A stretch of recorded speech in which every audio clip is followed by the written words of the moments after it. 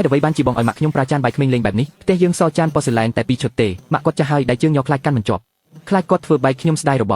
จานระบเวลานี้ละอตามันงี้ใบเตเชิงยูใบอันจ้องบังกอจุ่มลูหะไว้เตียท้ายพบใบอ่อยสงบสงัดบันติกมันบานเตเชิงยูใบบองมันเมนสไตล์จานคลายระบองเตใบอันจ้องบองเตอรู้เนื้อจีมวยจานคลายระบองเตยังเลงเล็กนี่เตอันสกูเตอร์ไฮเมนเตร้อนแต่เรื่องจานพลาสติกมวยซอดอกหนักสมเลงเละมันเมนกร้อนแต่จีเรื่องจานเตเชิงยูใบบองเมืองนี้เนี่ยเอาเตเจนปีขนมจัดบองมอกแต่มาดองมะปาเตอร์ไฮตีนี้คือจีบเตระบมะมะกงบารมไอเนตีนี้จีมวยโกนเอาสโรเตอร์นี่จีเอาไว้ให้เดี๋ยวไว้มีนคลันช์อัพเดบิวใบนี่จีมอนสไลด์แต่มะยกมอกปีสรกให้นี่จีบรรลัยแต่มะดำต่อใดมะยกมอกเอาโกนแต่งปียำดำใบสกปรกมะโดสใบเชิงเซนเตอร์กำราลอันนี้เติบแต่ขัดทำไมให้กาโบปีนุกมดะเลือกกำราปรมอ่อยซอยูใบบองเฟือกาฮอตเหนื่อยสักยำซุปมอนนี้เมื่อมะลิงสอัดนะซุปนี้คลันจรันนะยำเตอร์ลางโคเลสเตอรอลมะลิงสอัดนะโกนมะลิงตะกระดาใบบุญดองไงเนาะระบบแต่มีจิตคลันหนึ่งปลายคลังแบบนี้ขยมยำมันมะยำครูนไอเตอร์ใบลางเปลียงจานเลือกกราวเปลียงจานระบบมะบ่มใบเจนปีจานยืงแล้วบ่มพดกู้แต่สรกตะกระดาเอากอดได้ดอยไหลเชิงยูใบให้เดาไว้เมื่อมุกขยมแบบนี้ขยมเฟือแบบนี้ก็ดำใบสกปรกครูซายังได้นู้มันเมนมะขยมมันอ่อยมะบองอังกุยตัวยำใบเตคือคลายฉลองเมโรก็ดำใบสกปรกยืงแต่งออกเนี่ยได้อันก้มประกันจรานเปกบานเตเชิงยูใบเป้บองรบเล็กบองแตงแต่นิยัยเอาครูนไอเมอร์ตลอดจีเนกไอจ้องนิยัยปีเอาไว้ให้เดาไว้บ้านจีเนรกเล็กติดเราได้รู้มีชนามมนมะเนี่ยได้ดำรองมอกปีสรกกำนาแต่งเพียงเถียคลังกดดาโจมกแตงเหมือนบานดอสใบกำราพร่มได้เนี่ยสลายคลังนุสุดแต่สนามเจียงประหลาดพกจอกเปนุเนี่ยเฟือโดยมันได้นุรู้มักยมกดฮอตคลังเปดาเพลชงกดพลิกคลูนเตเติบเหมือนบานจับอารมณ์กดพลิกคลูนเมนเตโดยชนไฮเนี่ยมันเติมแตงอันเนตกดให้รีบจอมตรุดเนี่ยก็เงียบมองปรากยมโดยจีเนี่ยบำราให้นิยัยทาไวลานจุดกำราลอยสะอาดเติมอ้อยมักยมเราดัวชื่นยูไปมะเนี่ยเฟือประหลาดกำราพร่มเนี่ยจัดตกทาจีเรื่องธรรมดาจกยมเว้งเตอแต่ตามจุดตามสมอาดอ้อยกดแม่มักยมกรอนแต่ประจานปอสลายมวยเนี่ยใบจีกระทากดชื่อเตอร์เวเนี่ยไออดออนอ้อยมักเนี่ยบานกรุบยางเจ้าให้เดาไว้บ้านจีจุ่มซุ่มใบแต่กากรุบติกตุ้ยบ่มพดเนี่ยก็เส้นไวลานเนี่ยปัจจินิยัยเหมือนสตับให้พอแม่ยมเจ้าหนึ่งรบเรื่องจ้าจีมวยเนี่ยนะเอานี่เนี่ยนาจีเนี่ยบอกยูไปคือขยมจีเนี่ยบอกขยมเคยวีในขนมกันตรอกขอบอกขวักก็จ้องจุยบอกอ่อยสะอาดขยมยกได้บอกขยมบอกโดยปรงประหยัดนะเอานี่จีเอารมจิ้มเกเอาแต่ยกตึกบอกตึกเอานี้โคตรเอาหายส้มตัวพองยูไปเอานี่ใครผลมันมะนังส่งไว้มะเนี่ยนังยกเอาไว้หมกซองชื่นยูไปเนี่ยนี่เย่เอาไว้มะขยมกรอนแต่เฟื่อเอาโคตรเอารมจิ้มมวยตาใครผลมันขยมส่งไว้ดับปรำใบโซนย้อนใครเอานี้ขยมนังซองเนี่ยครบจำนวนแล้วจบเรื่องไฮเมนเต้ยกลอยใครหมกเฟื่อจีเนี่ยมีจัตุลีเมนเต้เอาแต่บ้านลอยเตอขยมเจ้านังประกายจีมวยเนี่ยแต่งปีน่ะมะนี่มันเมนจีกลมห่อระบมะเตเลือกนี้ยูไปประหายจีมันเอาอุตอมติดเตมาฮบนี้ชาคลังจุกแบบนี้ตาเอาขยมยำอย่างไหมยูไปนี้สุดแต่จีบรรลัยเต้นปีบซาตุ่มเนื้อขนมกรองมะบานกัดบรรทอยคลังจรานไฮน่ะบรรเตติดขยมมีนประจุมวิดีโอสำคัญยำมาฮบคลังจรานแบบนี้เฟื่อเอาขยมจังกูดเนี่ยแต่งปียำเตอ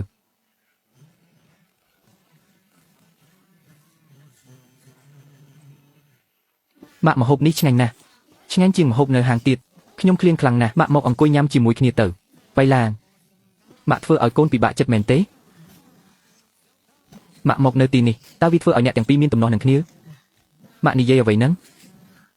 นมันเม้นจีปัญหาไว้เตยูไปกอดระวกางงีจรานเด็กยุบรอทั้งไงเติบยำไอมันเซอร์บานมันเม้นมอกปีมหบมะเตมะยำจรานเตอมะดังทากางงีขนมกรงสมปิดคลัง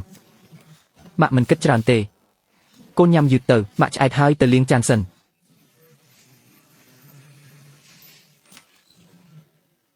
เชิงยูไปบองกำปงเฟื่อไว้ยำใบเหลืองอีกมหบมันคลังจรานเปกขยมยำมันจอเตเนี่ยดักจินจูนมันได้โจทเวียหมกเตนี่บองกำปงเก็ตปีขยมลุยยกโจตามทวีกรอยเมนเต้บาโจตามทวีมุกบาป้าจมะโกนก็จะบ้าจีนิยัยจรานตีดขยมเชลส์ดับเรื่องอัดประหยัดกรอนแต่จ้องบานพิบสงบสงัดปนนอเชิงยูไปมักขยมดำใบอาหารไปหลังอีกนี่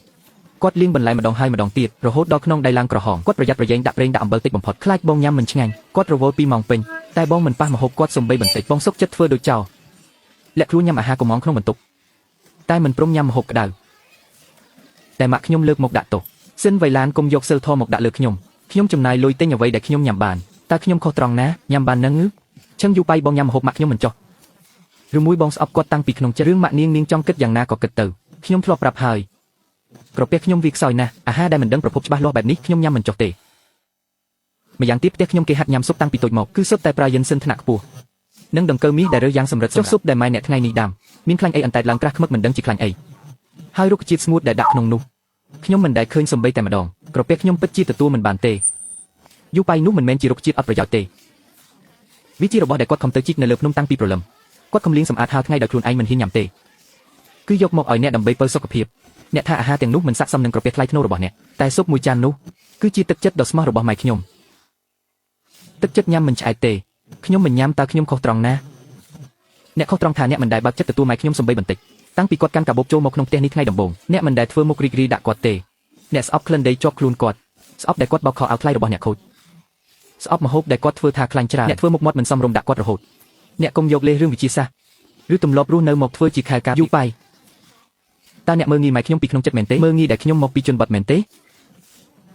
ខ្ញុំមិនបានគិតបែបនោះទេខ្ញុំគ្រាន់តែគិតថាទម្លាប់រស់នៅរបស់ខ្ញុំនឹងម៉ែនេះគឺជាគម្លាតដែលកើតឡើងជាក់ស្ដែងមិនមែនគ្រាន់តែស៊ុបមួយចានអាចលុបលាងបានទេអញ្ចឹងនេះហើយជាហេតុផលរបស់អ្នកខ្ញុំដឹងថាអ្នកគិតថាខ្ញុំមើលងាយម៉ែអ្នកតែសូមនិយាយហេតុផលខ្លះបានទេរាល់ថ្ងៃខ្ញុំខំធ្វើការរកលុយនៅខាងក្រៅយ៉ាងលំបាកត្រឡប់មកផ្ទះវិញខ្ញុំគ្រាន់តែចង់សម្រាកចង់ញ៉ាំអាហារដែលខ្ញុំចូលចិត្តដោយស្រួលខ្ញុំគ្រាន់តែចង់បានសេរីភាពនិងភាពសុខស្រួលនៅក្នុងផ្ទះដែលខ្ញុំទិញដោយលុយខ្លួនឯងនេះខ្ញុំមិនញ៉ាំអាហារដែលខ្ញុំមិនចូលចិត្តខ្ញុំមិនឲ្យម៉ែអ្នកប៉ះរបស់របរខ្ញុំការពារសិទ្ធិរបស់ខ្ញុំមិនខុសទេផ្ទះដែលទិញដោយលុយខ្លួនឯងតាមពិតក្នុងចិត្តអ្នកគិតបែបនេះខ្ញុំមិនបានធ្វើអ្វីខុសទេគឺខ្ញុំបានទិញផ្ទះនេះដោយបង់ប្រាក់គ្រប់ចំនួនតាមពិតទៅក្នុងចិត្តគិតគូររបៀបនេះជារហូតមកសោះការរៀបការរបស់កូនជារឿងធំណាស់តម្លៃផ្ទះក្នុងក្រុងថ្លៃណាស់ក្នុងសៀវភៅនេះមានលុយ 20,000 យ៉នខ្ញុំនិងអ្នកម្ដាយខំសន្សំសំចៃគ្រប់យ៉ាងដើម្បីជួយចេញថ្លៃផ្ទះពាក់កណ្ដាលឲ្យកូនកុំអីបងកុំធ្វើអីចឹងបងចិញ្ចឹមបីបាច់វេលានបានល្អឥតខ្ចោះវាជាកាដូដ៏ល្អបំផុតសម្រាប់គ្រួសារយើងហើយយើងមិនអាចយកលុយចាស់ជរារបស់បងមកទិញផ្ទះបានទេបើគ្រាន់តែរឿងរៀបការមួយធ្វើឲ្យជីវិតបងលំបាកវេទនាយូរបីគេក៏មិនស្រួលចិត្តដែរប៉ាម៉ាក់ស្ដាប់តាមប៉ាខ្ញុំទៅខ្ញុំនិងវេលានជាប្តីប្រពន្ធនឹងគ្នាមិនបាច់បែងចែកអ្វីច្រើនទេខ្ញុំស្មានថាបងស្រឡាញ់ខ្ញុំពិតប្រាកដស្រឡាញ់គ្រួសារខ្ញុំទើបដឹងថាពេលនេះវាគ្រាន់តែជាល្បិចកដែលបងរៀបចំទុកសិនវេលានធ្វើមនុស្សត្រូវមានសីលធម៌ខ្លះកាលពីមុនបងប្រាប់ថាប៉ាបងស្លាប់ហើយម៉ាក់បងនៅស្រុកម្នាក់ឯងមិនមានសុវត្ថិភាពចង់ឲ្យគាត់មកនៅក្រុងមួយរយៈខ្ញុំក៏យកព្រមភ្លាមដោយមិនសួរនាំអ្វីទាំងអស់រាល់ការចំណាយរបស់គាត់នៅទីនេះខ្ញុំមិនដែលសួរនាំសំបីតែមួយម៉ាត់ហើយក៏មិនដែលគិតគូររឿងលុយកាក់ជាមួយបងដែរសិនវេលានសាកសួរចិត្តខ្លួនឯងមើលចំពោះបងខ្ញុំធ្វើល្អដល់កម្រិតណាហើយធ្វើល្អដល់កម្រិតណាពាក្យសម្ដីស្អាតស្អំបងមានមុខមកនិយាយពាក្យនេះបានយ៉ាងម៉េចខ្ញុំនិយាយខុសត្រង់ណាបើមិនមែនព្រោះតែបងខ្ញុំមិនចាំបាច់ទ្រាំនឹងមនុស្សចម្លែកម្នាក់ទៀតមកឈ្លានពានកន្លែងឯកជនរបស់ខ្ញុំពេលទិញផ្ទះនេះប៉ាម៉ាក់ខ្ញុំស្លៀកពាក់ស្អាតបាតនៅតុអាហារបានយកលុយ 20,000 យ៉នតែជាលុយចុងក្រោយដាក់លើដើម្បីជួយចេញពាក់គឺប៉ាម៉ាក់បងទេដែលនោះព្រោះប៉ាម៉ាក់ខ្ញុំចិត្តទូលាយគាត់អាណិតគ្រួសារបងទើបមិនយកគឺពួកបងទេដែលបដិសេធតែថ្ងៃនេះអ្នកយកលុយទិញផ្ទះទាំងស្រុងមកនិយាយរឿងសិនវីឡានកុំធ្វើខ្លួនមិនដឹងខុសត្រូវពេកតែប៉ាម៉ាក់ខ្ញុំបដិសេធគឺសុទ្ធតែគិតគូរដើម្បីគ្រួសារអ្នកចុះមិនក៏មកដល់មាត់អ្នកបែរជាខ្លាយជាកំហុសគ្រួសារខ្ញុំទៅវិញតើនៅមានយុត្តិធម៌ដែរឬទេគិតគូរដើម្បីគ្រួសារខ្ញុំទើបអាចរំលឹកខ្ញុំរាល់ថ្ងៃក្រោយរៀបការថាផ្ទះនេះអ្នកជាអ្នកទិញដាច់គិតគូរដើម្បីគ្រួសារខ្ញុំទើបអាចបង្ខំឲ្យម៉ាក់ខ្ញុំញ៉ាំបាយប្រអប់ស្អប់ខ្ពើមថាគាត់មានក្លិនដីនោះវាជាទម្លាប់រស់នៅទេអ្នកខ្លួនឯងទេដែលគិតច្រើនពេកពីឡានយូប៉ៃឈប់ឆ្លោះគ្នាទៅម៉ាក់ទេដែលខុសម៉ាក់ទេដែលធ្វើឲ្យកូនពិបាកចិត្តយូប៉ៃកុំខឹងនឹងវីឡានអីម៉ាក់ថ្ងៃស្អែកម៉ាក់នឹងរៀបចំអីវ៉ាន់ត្រឡប់ទៅស្រុកកំណើតវិញម៉ាក់មិនញ៉ាំនៅទីនេះទេក៏មិននៅទីនេះដែរម៉ាក់កូនមិនឲ្យម៉ាក់ទៅទេវីឡានស្ដាប់ម៉ាក់ណាម៉ាក់នៅស្រុកស្រែទម្លាប់ហើយមានបាយហូបបន្តិចបន្តួចក៏បានដែរប៉ាកូនទៅបាត់ហើយម៉ាក់មិនអាចធ្វើឲ្យគ្រួសារកូនត្រូវបែកបាក់ព្រោះម៉ាក់ទេម៉ាក់ប៉ាគាត់មិននៅហើយផ្ទះចាស់នៅស្រុកនោះដល់ពេលភ្លៀងគឺលេចធ្លាយជើងម៉ាក់ក៏មិនសូវល្អតើឲ្យកូនដាច់ចិត្តឲ្យម៉ាក់នៅម្នាក់ឯងដោយរបៀបណាត្រឡប់ទៅវិញម៉ាក់មិនបាច់ទៅណាទេគឺនៅទីនេះបើមានអ្នកណាមិនចង់ឲ្យម៉ាក់នៅពួកយើងនឹងទៅជាមួយគ្នាវីឡានកុំនិយាយផ្ដេសផ្ដាសម៉ាក់កុំស្ដាប់វីឡានអីម៉ាក់ទើបតែបាត់បង់ប៉ានៅស្រុកម្នាក់ឯងពិតជាមិនសុវត្ថិភាពមែនការមិញកូនគ្រាន់តែខឹងពេកទើបនិយាយមិនគិតម៉ាក់សម្រាប់នៅទីនេះចុះគ្មានអ្នកណាដេញម៉ាក់ចេញទេអរគុណកូនយូបៃម៉ាក់នឹងមិនរំខានកូនច្រើនទេម៉ាក់នឹងជួយធ្វើការងារផ្ទះឲ្យច្រើនម៉ាក់មិនក៏ក្រោកពីព្រលឹមម្លេះយូបៃកូនក្រោកហើយហេវៃឡានអាហារថ្ងៃត្រង់នៅក្រុមហ៊ុនមិនសូវមានជីវជាតិទេម៉ាក់រៀបចំម្ហូបឲ្យគាត់យកទៅញ៉ាំពិតជាម្ដាយបង្កើតដែលស្រឡាញ់កូនបង្កើតមែនក្រោកពីព្រលឹមមកខំធ្វើម្ហូបឆ្ងាញ់គ្រាន់តែគួរឲ្យស្ដាយក្នុងភ្នែកម៉ាក់ឃើញតែឈាមជាប់ខ្លួនឯងមិនដែលចាត់ទុកខ្ញុំជាកូនប្រសារក្នុងផ្ទះនេះទេមិនមែនទេយូបៃម៉ាក់មិនដែលមិនខ្វល់ពីកូនទេព្រលឹមឡើងកូនមករករឿងអ្វីទៀតហើយខ្ញុំគ្រាន់តែនិយាយការពិតម៉ាក់កូនមកស្នាក់នៅទីនេះ ធ្វើម្ហូបនៅតែមានការរើសអើងសូម្បីតែបាយប្រអប់ក៏មិនព្រមរៀបចំឲ្យខ្ញុំដែរមិនក៏ខ្ញុំនិយាយពីម៉ាត់កូនធ្វើជាអន់ចិត្តទៅវិញរើសអើងឆឹងយូបៃកាលពីម្សិលមិញអ្នកណាដែលរអ៊ូថាម្ហូបម៉ាក់ខ្ញុំខ្លាញ់ច្រើនអ្នកណាដែលថាម្ហូបម៉ាក់ខ្ញុំមិនអនាម័យហើយអ្នកណាទៀតដែលលួចទៅញ៉ាំអាហារថ្លៃនៅក្នុងបន្ទប់គេងវាជារឿងពីរផ្សេងគ្នាវាជារឿងតែមួយនឹងម៉ាក់ខ្ញុំគ្រាន់តែចាំទង្វើមើលងាយរបស់កូនកាលពីម្សិលមិញគាត់ខ្លាចជំហូបគាត់ធ្វើឲ្យខ្វក់ដល់ក្រពះដ៏ថ្លៃថ្នូររបស់កូនទើបគាត់ប្រយ័ត្នប្រយែងធ្វើតែមួយប្រអប់ម៉េចម្សិលមិញកូនបង្ហាញការស្អប់ខ្ពើមយ៉ាងច្បាស់ថ្ងៃនេះមកបន្ទោសម៉ាក់ខ្ញុំដែលមិនបម្រើកូនឆឹងយូបៃពាក្យដែលកូននិយាយកាលពីយប់មិញវាហូរតាមអាហារថ្លៃរបស់កូនចេញអស់ទៅហើយមែនទេសិនវៃឡានកូនកាន់តែនិយាយអសុរោះហើយនិយាយមិនស្ដាប់គ្នាតតែសោះខ្ញុំខ្ជិលនិយាយជាមួយកូនក្នុងផ្ទះនេះណាអូយវៃឡានកូនកុំឆ្លោះជាមួយគាត់ព្រោះតែម៉ាក់អីធ្វើឲ្យប្តីប្រពន្ធកូនមិនចុះសម្រុងគ្នាម៉ាក់កុំស្ដាប់គាត់មុខទៀតបើគាត់នៅផ្ទះខោអាវទាំងបន្ទប់ម៉ាក់កុំប៉ះពាល់អីមិននឹងបានទៅបើធ្វើអញ្ចឹងខ្ញុំមិនដូចជាមកស៊ីបាយហ្វ្រេមែនទេមុនពេលដែលខ្ញុំនាំម៉ាក់មកទីនេះពួកយើងទាំងពីរនាក់សុទ្ធតែធ្វើការទោះញ៉ៃបន្តិចក៏នៅតែរស់នៅបានដែរម៉ាក់មកទីក្រុងដើម្បីសម្រាកលំហែកាយមិនមែនមកធ្វើជាអ្នកទទួលកំហឹងឬជាអ្នកបម្រើថ្លៃឲ្យគាត់ទេជឿខ្ញុំទៅកុំធ្វើអីទាំងអស់ចាស់សម៉ាក់ដឹងហើយម៉ាក់មិនប៉ះទេតែបើមិនធ្វើការអ្វីសោះតើឲ្យម៉ាក់យកមុខមាត់ឯណាទៅនៅបន្តទៀតយូបៃត្រឡប់ពីធ្វើការហើយខោអាវនោះម៉ាក់បោកតាមវិធីដែលរកឃើញក្នុងទូរស័ព្ទវាខូចខាតអីទេធ្វើបែបនេះតាំងពីដើមមកមិនស្រួលបាត់ទៅហើយម៉ាក់មិនមែនខ្ញុំប្រាប់ម៉ាក់ពេលព្រឹកទេថាកុំធ្វើអីទាំងអស់ធ្វើការបន្តិចបន្តួចមានអីទៅមនុស្សចាស់ត្រូវតែហាត់ប្រាណនឹងយូបៃម៉ាក់ខ្ញុំរវល់ពេញមួយថ្ងៃដើម្បីសម្អាតបន្ទប់អ្នកឲ្យស្អាតបាតសូម្បីតែពាក្យមួយថាហត់នឿយហើយក៏អ្នកមិនចេះនិយាយដែរឬការអប់រំរបស់អ្នកទៅណាអស់ហើយគាត់រស់នៅទីនេះការជួយធ្វើការងារផ្ទះមិនមែនជារឿងធម្មតាទេរឿងធម្មតាអីក្នុងពេលដែលអ្នកគិតថាផ្ទះចាំបាច់ត្រូវតែមានអ្នកសម្អាតអញ្ចឹងស្អែកនេះខ្ញុំនឹងទៅក្រុមហ៊ុនមេផ្ទះដើម្បីជួលអ្នកបម្រើមកនៅផ្ទះជួលអ្នកបម្រើអ្នកឈួតហើយមែនទេខ្ញុំមិនបានឈួតទេម៉ាក់ខ្ញុំមកទីនេះដើម្បីសម្រាកបើអ្នកចង់បានអ្នកបម្រើមកចាំបម្រើអ្នកយើងចំណាយលុយជួលអ្នកជំនាញមកធ្វើលុយនេះចាត់ទុកជាការចំណាយរួមរបស់ប្តីប្រពន្ធអ្នកចេញពាក់កណ្ដាលខ្ញុំចេញពាក់កណ្ដាលសិនវៃឡានអ្នកខួរក្បាលមានបញ្ហាហើយមែនទេផ្ទះមានមនុស្សទំនេរមិនធ្វើការអ្នកបែរជាឲ្យខ្ញុំចំណាយលុយរាប់ពាន់យ៉នទៅជួលអ្នកបម្រើឆេងយូបៃស្វែងយល់ឲ្យច្បាស់នោះគឺជាម៉ាក់របស់ខ្ញុំមិនមែនជាមនុស្សទំនេរទេមិនថាជាអ្នកណាទេបើឲ្យខ្ញុំចំណាយលុយគាត់ត្រូវតែធ្វើការងារផ្ទះគុំសង្ឃឹមឲ្យសោះសិនវៃឡានបើចង់ជួលអ្នកបម្រើក៏តែអ្នកត្រូវចេញលុយខ្លួនឯងខ្ញុំមិនចេញលុយសំបីតែមួយសេនហើយសិនវៃឡានកុំស្មានថាខ្ញុំមិនដឹងថាអ្នកកំពុងគិតអ្វីមិនមែនអ្នកអាណិតម៉ាក់អ្នកដែលហត់នឿយទេបានជាព្យាយាមរកវិធីជួលអ្នកបម្រើបែបនេះក្នុងពេលដែលអ្នកចង់ឲ្យផ្ទះនេះស្អាតជានិច្ចហើយខ្ញុំក៏មិនចង់ឲ្យម៉ាក់ធ្វើការងារដោយឥតគិតថ្លៃការជួលអ្នកបម្រើគឺជាដំណោះស្រាយដ៏សមរម្យបំផុតមុនពេលម៉ាក់មកដល់ផ្ទះយើងមិនចាំបាច់សម្អាតរាល់ថ្ងៃទេជួលអ្នកសម្អាតមកម្ដងក្នុងមួយសប្តាហ៍គឺគ្រប់គ្រាន់ហើយចុះហេតុអ្វីចំណាយដែលមិនចាំបាច់ទាំងនេះគឺជាអ្វីដែលអ្នកបង្ខំឲ្យមានហេតុអ្វីត្រូវឲ្យខ្ញុំជាអ្នកចេញលុយខ្ញុំមិនចេញលុយសំបីតែមួយសេនឆឹងយូបៃសាក់គិតមើលឲ្យល្អទៅមើលផ្ទះនេះអោដែលអ្នកស្លៀកកម្រាលអត់ដែលអ្នកដើរនិងភាពស្អាតបាតដែលអ្នកកំពុងរីករាយតាមមួយណាដែលមិនមែនបានមកពីការខំប្រឹងរបស់ម៉ាក់ខ្ញុំតែគាត់ត្រូវអន់លំទោននឹងហូរញើសចុះបើអីចឹងវិញយ៉ាងម៉េចគាត់ជាអ្នកចង់ធ្វើដោយខ្លួនឯងទេខ្ញុំបានបង្ខំគាត់ឬតែអ្នកកំពុងតែរីករាយនឹងភាពងាយស្រួលដែលម៉ាក់ខ្ញុំផ្ដល់ឲ្យអ្នករីករាយនឹងការបម្រើរបស់គាត់តែបែរជាគិតគូរមិនព្រមចំណាយលុយសំបីបន្តិចតើអ្នកមានមុខមាត់អ្វីនិយាយពីអសិលធម៌បែបនេះដោយមិនខ្មាស់អៀនសិនវៃឡានអ្នកថាអ្នកណាអសិលធម៌ខ្ញុំរកលុយដើម្បីរស់នៅឲ្យបានល្អមិនមែនដើម្បីឲ្យគេកេងចំណេញនោះទេម៉ាក់យូបៃកុំឆ្លោះគ្នាអីកុំឆ្លោះគ្នាព្រោះតែម៉ាក់អីម៉ាក់យូបៃកុំខឹងអីវៃឡានគាត់អាណិតម៉ាក់ទេម៉ាក់មិនហត់ទេម៉ាក់មិនហត់ពិតមែននៅស្រុកស្រែម៉ាក់ធ្វើការងារធ្ងន់រាល់ថ្ងៃរហូតសាំទៅហើយការងារផ្ទះប៉ុណ្ណឹងមិនមែនជារឿងអ្វីទេវៃឡានជឿម៉ាក់ទៅកុំចំណាយលុយឥតប្រយោជន៍អីការងាររបស់ផ្ទះធ្វើម្ហូបនេះមិនមែនជាការហត់នឿយម៉ាក់ទំនេរធ្វើទៅក៏ល្អដែរចាត់ទុកថាហាត់ប្រាណចុះម៉ាក់មិនហត់ទេកូនកុំពិបាកចិត្តអីក្នុងពេលដែលគេចាត់ទុកលុយសំខាន់ជាងអ្វីហើយគិតថាការចេញថ្លៃចំណាយពាក់កណ្ដាលជាការខាត់បងនោះកូនក៏មិនត្រូវធ្វើជាអ្នកបម្រើឥតថ្លៃនៅក្នុងផ្ទះនេះដែរហេម៉ាក់កូនចង់និយាយពីអ្វីចាប់ពីថ្ងៃនេះទៅម៉ាក់ចាំរឿង3យ៉ាងនេះទី1ខោឲ្យគេម៉ាក់មិនបាច់ប៉ះសំបីតែមួយបើខូចទៅយើងសងគេមិនរួចទេទី2ការងារផ្ទះនេះម៉ាក់មិនបាច់ធ្វើទេគេថាមានអ្នកមកសម្អាតរាល់សប្តាហ៍ស្រាប់ហើយទី3គេថាម៉ាក់ធ្វើម្ហូបមិនត្រូវមាត់គេទៅនេះម៉ាក់ធ្វើតែម្ហូបសម្រាប់យើងពីរនាក់បានកូនឲ្យធ្វើបែបនេះមិននឹងកើតរស់នៅក្រោមដំបូលតែមួយម៉ាក់បើម៉ាក់នៅតែចាត់ទុកកូនជាកូនត្រូវតែធ្វើតាមកូនបើម៉ាក់នៅតែធ្វើការឲ្យគេទៀតឯកនេះកូននឹងនាំម៉ាក់ត្រឡប់ទៅស្រុកកំណើតសិនវៃឡាននាងកំពុងបញ្ជាអ្នកណា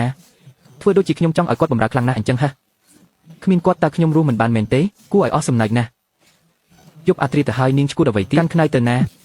ាទៅដេកកន្លែងណាសិនវៃឡានកុំឲ្យវាហួសហេតុពេកពេលថ្ងៃរករឿងប៉ុណ្ណឹងបានហើយឥឡូវថែមទាំងចង់ដេកបែកបន្ទប់គ្រាន់តែដើម្បីមនុស្សក្រៅនាងត្រូវតែធ្វើឲ្យផ្ទះនេះវឹកវរមែនទេគាត់មិនមែនជាមនុស្សក្រៅទេឆឹងយូបៃគាត់គឺជាម៉ាក់របស់ខ្ញុំគាត់ជាម៉ាក់នាងតែទីនេះជាផ្ទះរបស់ខ្ញុំនាងមិនត្រឹមតែឲ្យគាត់នៅទំនេរស៊ីដេកឥតថ្លៃឥឡូវថែមទាំងចង់បែកបន្ទប់ពីខ្ញុំដើម្បីគាត់ទៀតនាងចាត់ទុកអាពាហ៍ពិពាហ៍ជាអ្វីនៅក្នុងភ្នែករបស់អ្នកអាពាហ៍ពិពាហ៍គ្រាន់តែជាការកិននីផលប្រយោជន៍ប៉ុណ្ណោះអ្នកកំពុងតែរីករាយនឹងឯកសិទ្ធតែសូម្បីតែការគោរពគ្នាជាមូលដ្ឋានក៏អ្នកមិនព្រមផ្ដល់ឲ្យដែរបើអ្នកស្រឡាញ់សេរីភាពក្នុងផ្ទះរបស់អ្នកខ្លាំងម្ល៉េះ ខ្ញុំនឹងបំពេញបំណងអ្នកកុំមកនិយាយឌឺដងអីដេកបែកបន្ទប់អាចដោះស្រាយបញ្ហាបានមែនទេវាដោះស្រាយបញ្ហាដែលយើងមិនចាំបាច់បង្ខំចិត្តនៅជាមួយពេលយើងនៅបន្ទប់តែមួយអ្នកមិនពេញចិត្តខ្ញុំក៏មិនពេញចិត្តដែរ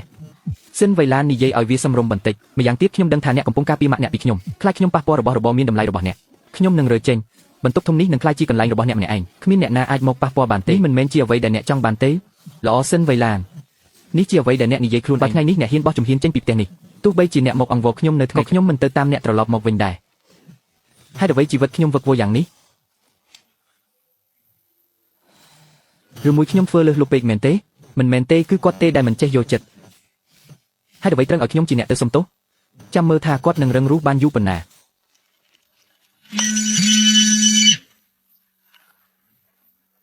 អាឡូតានេះជាសាច់ញាតិរបស់លោកឈឿនយូប៉ៃមែនទេគាត់ដួលសន្លប់នៅក្រុមហ៊ុនគាត់ត្រូវបានបញ្ជូនមកមន្ទីរពេទ្យដោយសាររលាកក្រពះឥឡូវត្រូវការសាច់ញាតិមកចុះហត្ថលេខារលាកក្រពះពោះវៀនធ្ងន់ធ្ងរបានខ្ញុំដឹងហើយតែឥឡូវខ្ញុំមានកិច្ចប្រជុំសំខាន់ដែលមិនអាចខកខានបានខ្ញុំនឹងឲ្យម៉ាក់ខ្ញុំទៅមើលយូប៉ៃវៃឡានជាប់ប្រជុំទៅមិនរួចទេម៉ាក់មកមើលកូនជំនួសគ្រូពេទ្យថាកូនឈឺក្រពះព្រោះតែញ៉ាំអាហារខាងក្រៅយូរពេកហើយរស់នៅមិនទៀងទាត់ទើបធ្វើឲ្យខូចសុខភាពម៉ាក់មិនក៏ម៉ាក់មកទីនេះវៃឡានជាប់រវល់យប់បន្តិចគាត់នឹងមកកូនមិនបានញ៉ាំអីពេញមួយថ្ងៃហើយក្រពះកូនច្បាស់ជាទេស្អាតហើយម៉ាក់ដាំបោកខ្យងឲ្យកូនញ៉ាំទៅល្អសម្រាប់ក្រពះ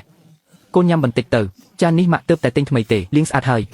យបបរនេះពិតជាធ្វើឲ្យកក់ក្ដៅក្នុងពោះមែនកន្លះខែមកនេះខ្ញុំញ៉ាំតែអាហារត្រជាក់តើក្រពះខ្ញុំកំពុងតវ៉ាពីរឿងអ្វីទៅម៉ាក់ហត់ហើយម៉ាក់ត្រឡប់ទៅសម្រាប់វិញទៅនៅទីនេះមានគិលានុបដ្ឋាយិកាម៉ាក់យូប៉ៃជំងឺនេះត្រូវថែទាំអាហារមន្ទីរពេទ្យមិនដូចអាហារផ្ទះទេម៉ាក់នឹងនៅមើលថែកូនផ្ទាល់ម៉ាក់ស្អែកម៉ាក់ត្រូវទៅធ្វើការទៀតកុំធ្វើបាបខ្លួនឯងអីម៉ាក់អាយុច្រើនហើយការនៅយាមយប់បែបនេះសុខភាពម៉ាក់នឹងទ្រាំមិនបានទេវៃឡានគ្រូពេទ្យថាប៉ុន្មានថ្ងៃនេះលេងញ៉ាំអាហារកំងខាងក្រៅទៀតហើយខ្លាញ់ច្រើនណាស់សុខភាពខ្ញុំពេលនេះត្រូវការអ្នកមើលថែរឿងនឹងងាយទេខ្ញុំនឹងទៅតាក់ទងរកអ្នកថែទាំល្អនៅកន្លែងគិលានុបដ្ឋាយិកាឥឡូវនេះមួយថ្ងៃ300ឬ500យ៉នយើងកាត់លុយពីកន្លែងរួមរបស់យើងទៅជួអ្នកថែទាំធ្វើអី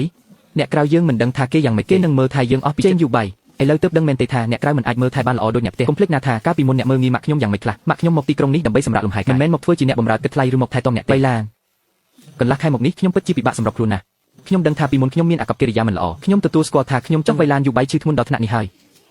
អ្នកនៅប្រកែកយកឈ្នះយកចាញ់ធ្វើអីអ្នកថែទាំខាងក្រៅណានឹងមើលថែបានល្អដូចម៉ាក់រឿងម៉ាក់នៅបន្តគឺត្រូវតែតាមម៉ាក់យូបៃមើលឯកសារច្រើនពេកហើយញ៉ាំផ្លែឈើខ្លះទៅឲ្យស្រឡះភ្នែកលោកជេងគឺថាអ្នកជាសេសបอยច្រើនហើយពួកយើងតំណាងឲ្យភ្នែកមកសួរសុខទុក្ខលោកអង្គុយចុះលោកជេងលោកជាសេសបอยលឿនមែនប្រហែលជាដោយសារមានអ្នកមើលអ្នកមីងម្នាក់នេះធ្វើការរហ័សរហួនណាស់លោកជេងតើលោកជួអ្នកថែទាំនេះមកពីក្រុមហ៊ុនណាថ្ងៃក្រោយខ្ញុំនឹងជួម្នាក់ឲ្យលោកឪពុកខ្ញុំដែរពិតជាយកចិត្តទុកដាក់មែនលោកជេងសម្រាប់ឲ្យបានច្រើនណាស់ពួកយើងសូមត្រឡប់ទៅក្រុមម៉ាក់មិញនេះពួកគេមិនដឹងរឿងទេពួកគេគ្រាន់តែនិយាយផ្ដេសយូបៃមិនបាច់បកស្រាយទេម៉ាក់យកទាំងអស់កុំគិតច្រើនម៉ាក់ខ្ញុំមិនមែនមានបំណងម៉ាក់ស្លៀកពាក់បែបនេះគឺមិនសមរម្យមែនកូនជាអ្នកដឹកនាំធំនៅខាងក្រៅត្រូវរក្សាមុខមាត់បើម៉ាក់ទទួលស្គាល់ថាជាម៉ាក់គេនឹងសើចចំអកឲ្យកូនកូនកុំគិតច្រើនអីម៉ាក់ទៅដាំទឹកក្តៅសិនលោកជេងនេះពិតជាមានសំណាងណាស់អ្នកមីងដែលគាត់ជួលមកថែទាំនោះទោះបីស្លៀកពាក់មើលទៅសាមញ្ញបន្តិចតែគាត់មើលថែបានល្អិតល្អន់ណាស់ពិតមែនហើយមើលមុខលោកជេងចុះសុខភាពគាត់ល្អឡើងវិញលឿនណាស់ប្រពន្ធខ្ញុំចិត្តដល់ថ្ងៃសម្រាលកូនហើយកំពុងតែពិបាករកអ្នកមើលថែទាំកូនខ្ជិលចាំខ្ញុំសួរលោកជេងបន្តិចថាតើអាចជួលអ្នកមើលថែមកជួយមើលថែប្រពន្ធចំណាយលុយច្រើនបន្តិចក៏មិនអីអ្នកមើលថែជេងយូប៉ៃមិនបានជួលអ្នកមើលថែទេអ្នកដែលឃើញក្នុងបន្ទប់ពេទ្យស្លៀកពាក់សាមញ្ញធ្វើការរហ័សរហួននោះគឺម៉ាក់ខ្ញុំទេគាត់ទៅដាំទឹកនៅផ្ទះបាយលោកកំពុងធ្វើស្អីនៅមន្ទីរពេទ្យយូប៉ៃខ្ញុំសួរលោកមិត្តរួមការងារលោកមែនទេដែលមកសួរសុខទុក្ខលោកហើយអ្វីលោកព្រមទទួលស្គាល់ថាម៉ាក់ខ្ញុំជាអ្នកមើលថែដែលលោកជួលមកគឺពេលនោះនិយាយគ្នាលេងទេគេសួរមកក៏ឆ្លើយទៅមិនអាចទៅកែសម្រួលគេភ្លាមបានទេវាអៀនគេណាស់គ្រាន់តែនិយាយថានេះជាម៉ាក់ក្មេកខ្ញុំវាពិបាកនិយាយដល់ថ្នាក់នឹងមែនទេរឿងតូចតាចសោះត្រូវតែយកមកនិយាយធំដុំមែនទេរឿងតូចតាចចេញយូប៉ៃកុំរកលេសទៀតអីលោកគ្រាន់តែខ្មាស់គេដែលម៉ាក់ខ្ញុំគ្មានចំណេះដឹងលោកគិតថាការទទួលស្គាល់គាត់ជាម៉ាក់ក្មេកវាធ្វើឲ្យលោកបាត់បង់មុខមាត់ជាអ្នកគ្រប់គ្រងមែនទេខ្ញុំកំពុងឈឺមិនចង់ឆ្លោះជាមួយអ្នកទេលោកឈឺមែនទេប៉ុន្មានថ្ងៃនេះអ្នកណាដែលមើលថែលោកអ្នកណាដែលមិនបានដេកពួនមើលថែលោកម៉ាក់ស្រឡាញ់លោកដូចកូនបង្កើតតែលោកបែរជាមើលងាយគាត់ថាជាអ្នកបម្រើចេញយូប៉ៃលោកមានបេះដូងទេបាទខ្ញុំមិនបានទទួលស្គាល់មែនតែអ្នកមើលម៉ាក់អ្នកចុះគាត់ស្លៀកពាក់ស្អីលោកចង់និយាយពីស្អីអាវក្រៅចាស់ស្លេកស្លក់សំបីតែដៃអាវក៏ដាច់រហែកដែរឲ្យខ្ញុំណែនាំទៅកាន់បុគ្គលិកខ្ញុំតែស្លៀកពាក់ស្អាតបាតយ៉ាងម៉េចថាគាត់ជាម៉ាក់ក្មេករបស់ចេញយូប៉ៃខ្ញុំខ្មាស់គេណាស់លោកធ្វើស្អីឈប់ទៅគាត់មិនដឹងឬខ្ញុំទេដែលប្រាប់គាត់កុំឲ្យប្រាប់គេថាខ្ញុំជាម៉ាក់ក្មេកម៉ាក់ឲ្យហើយមែនទេ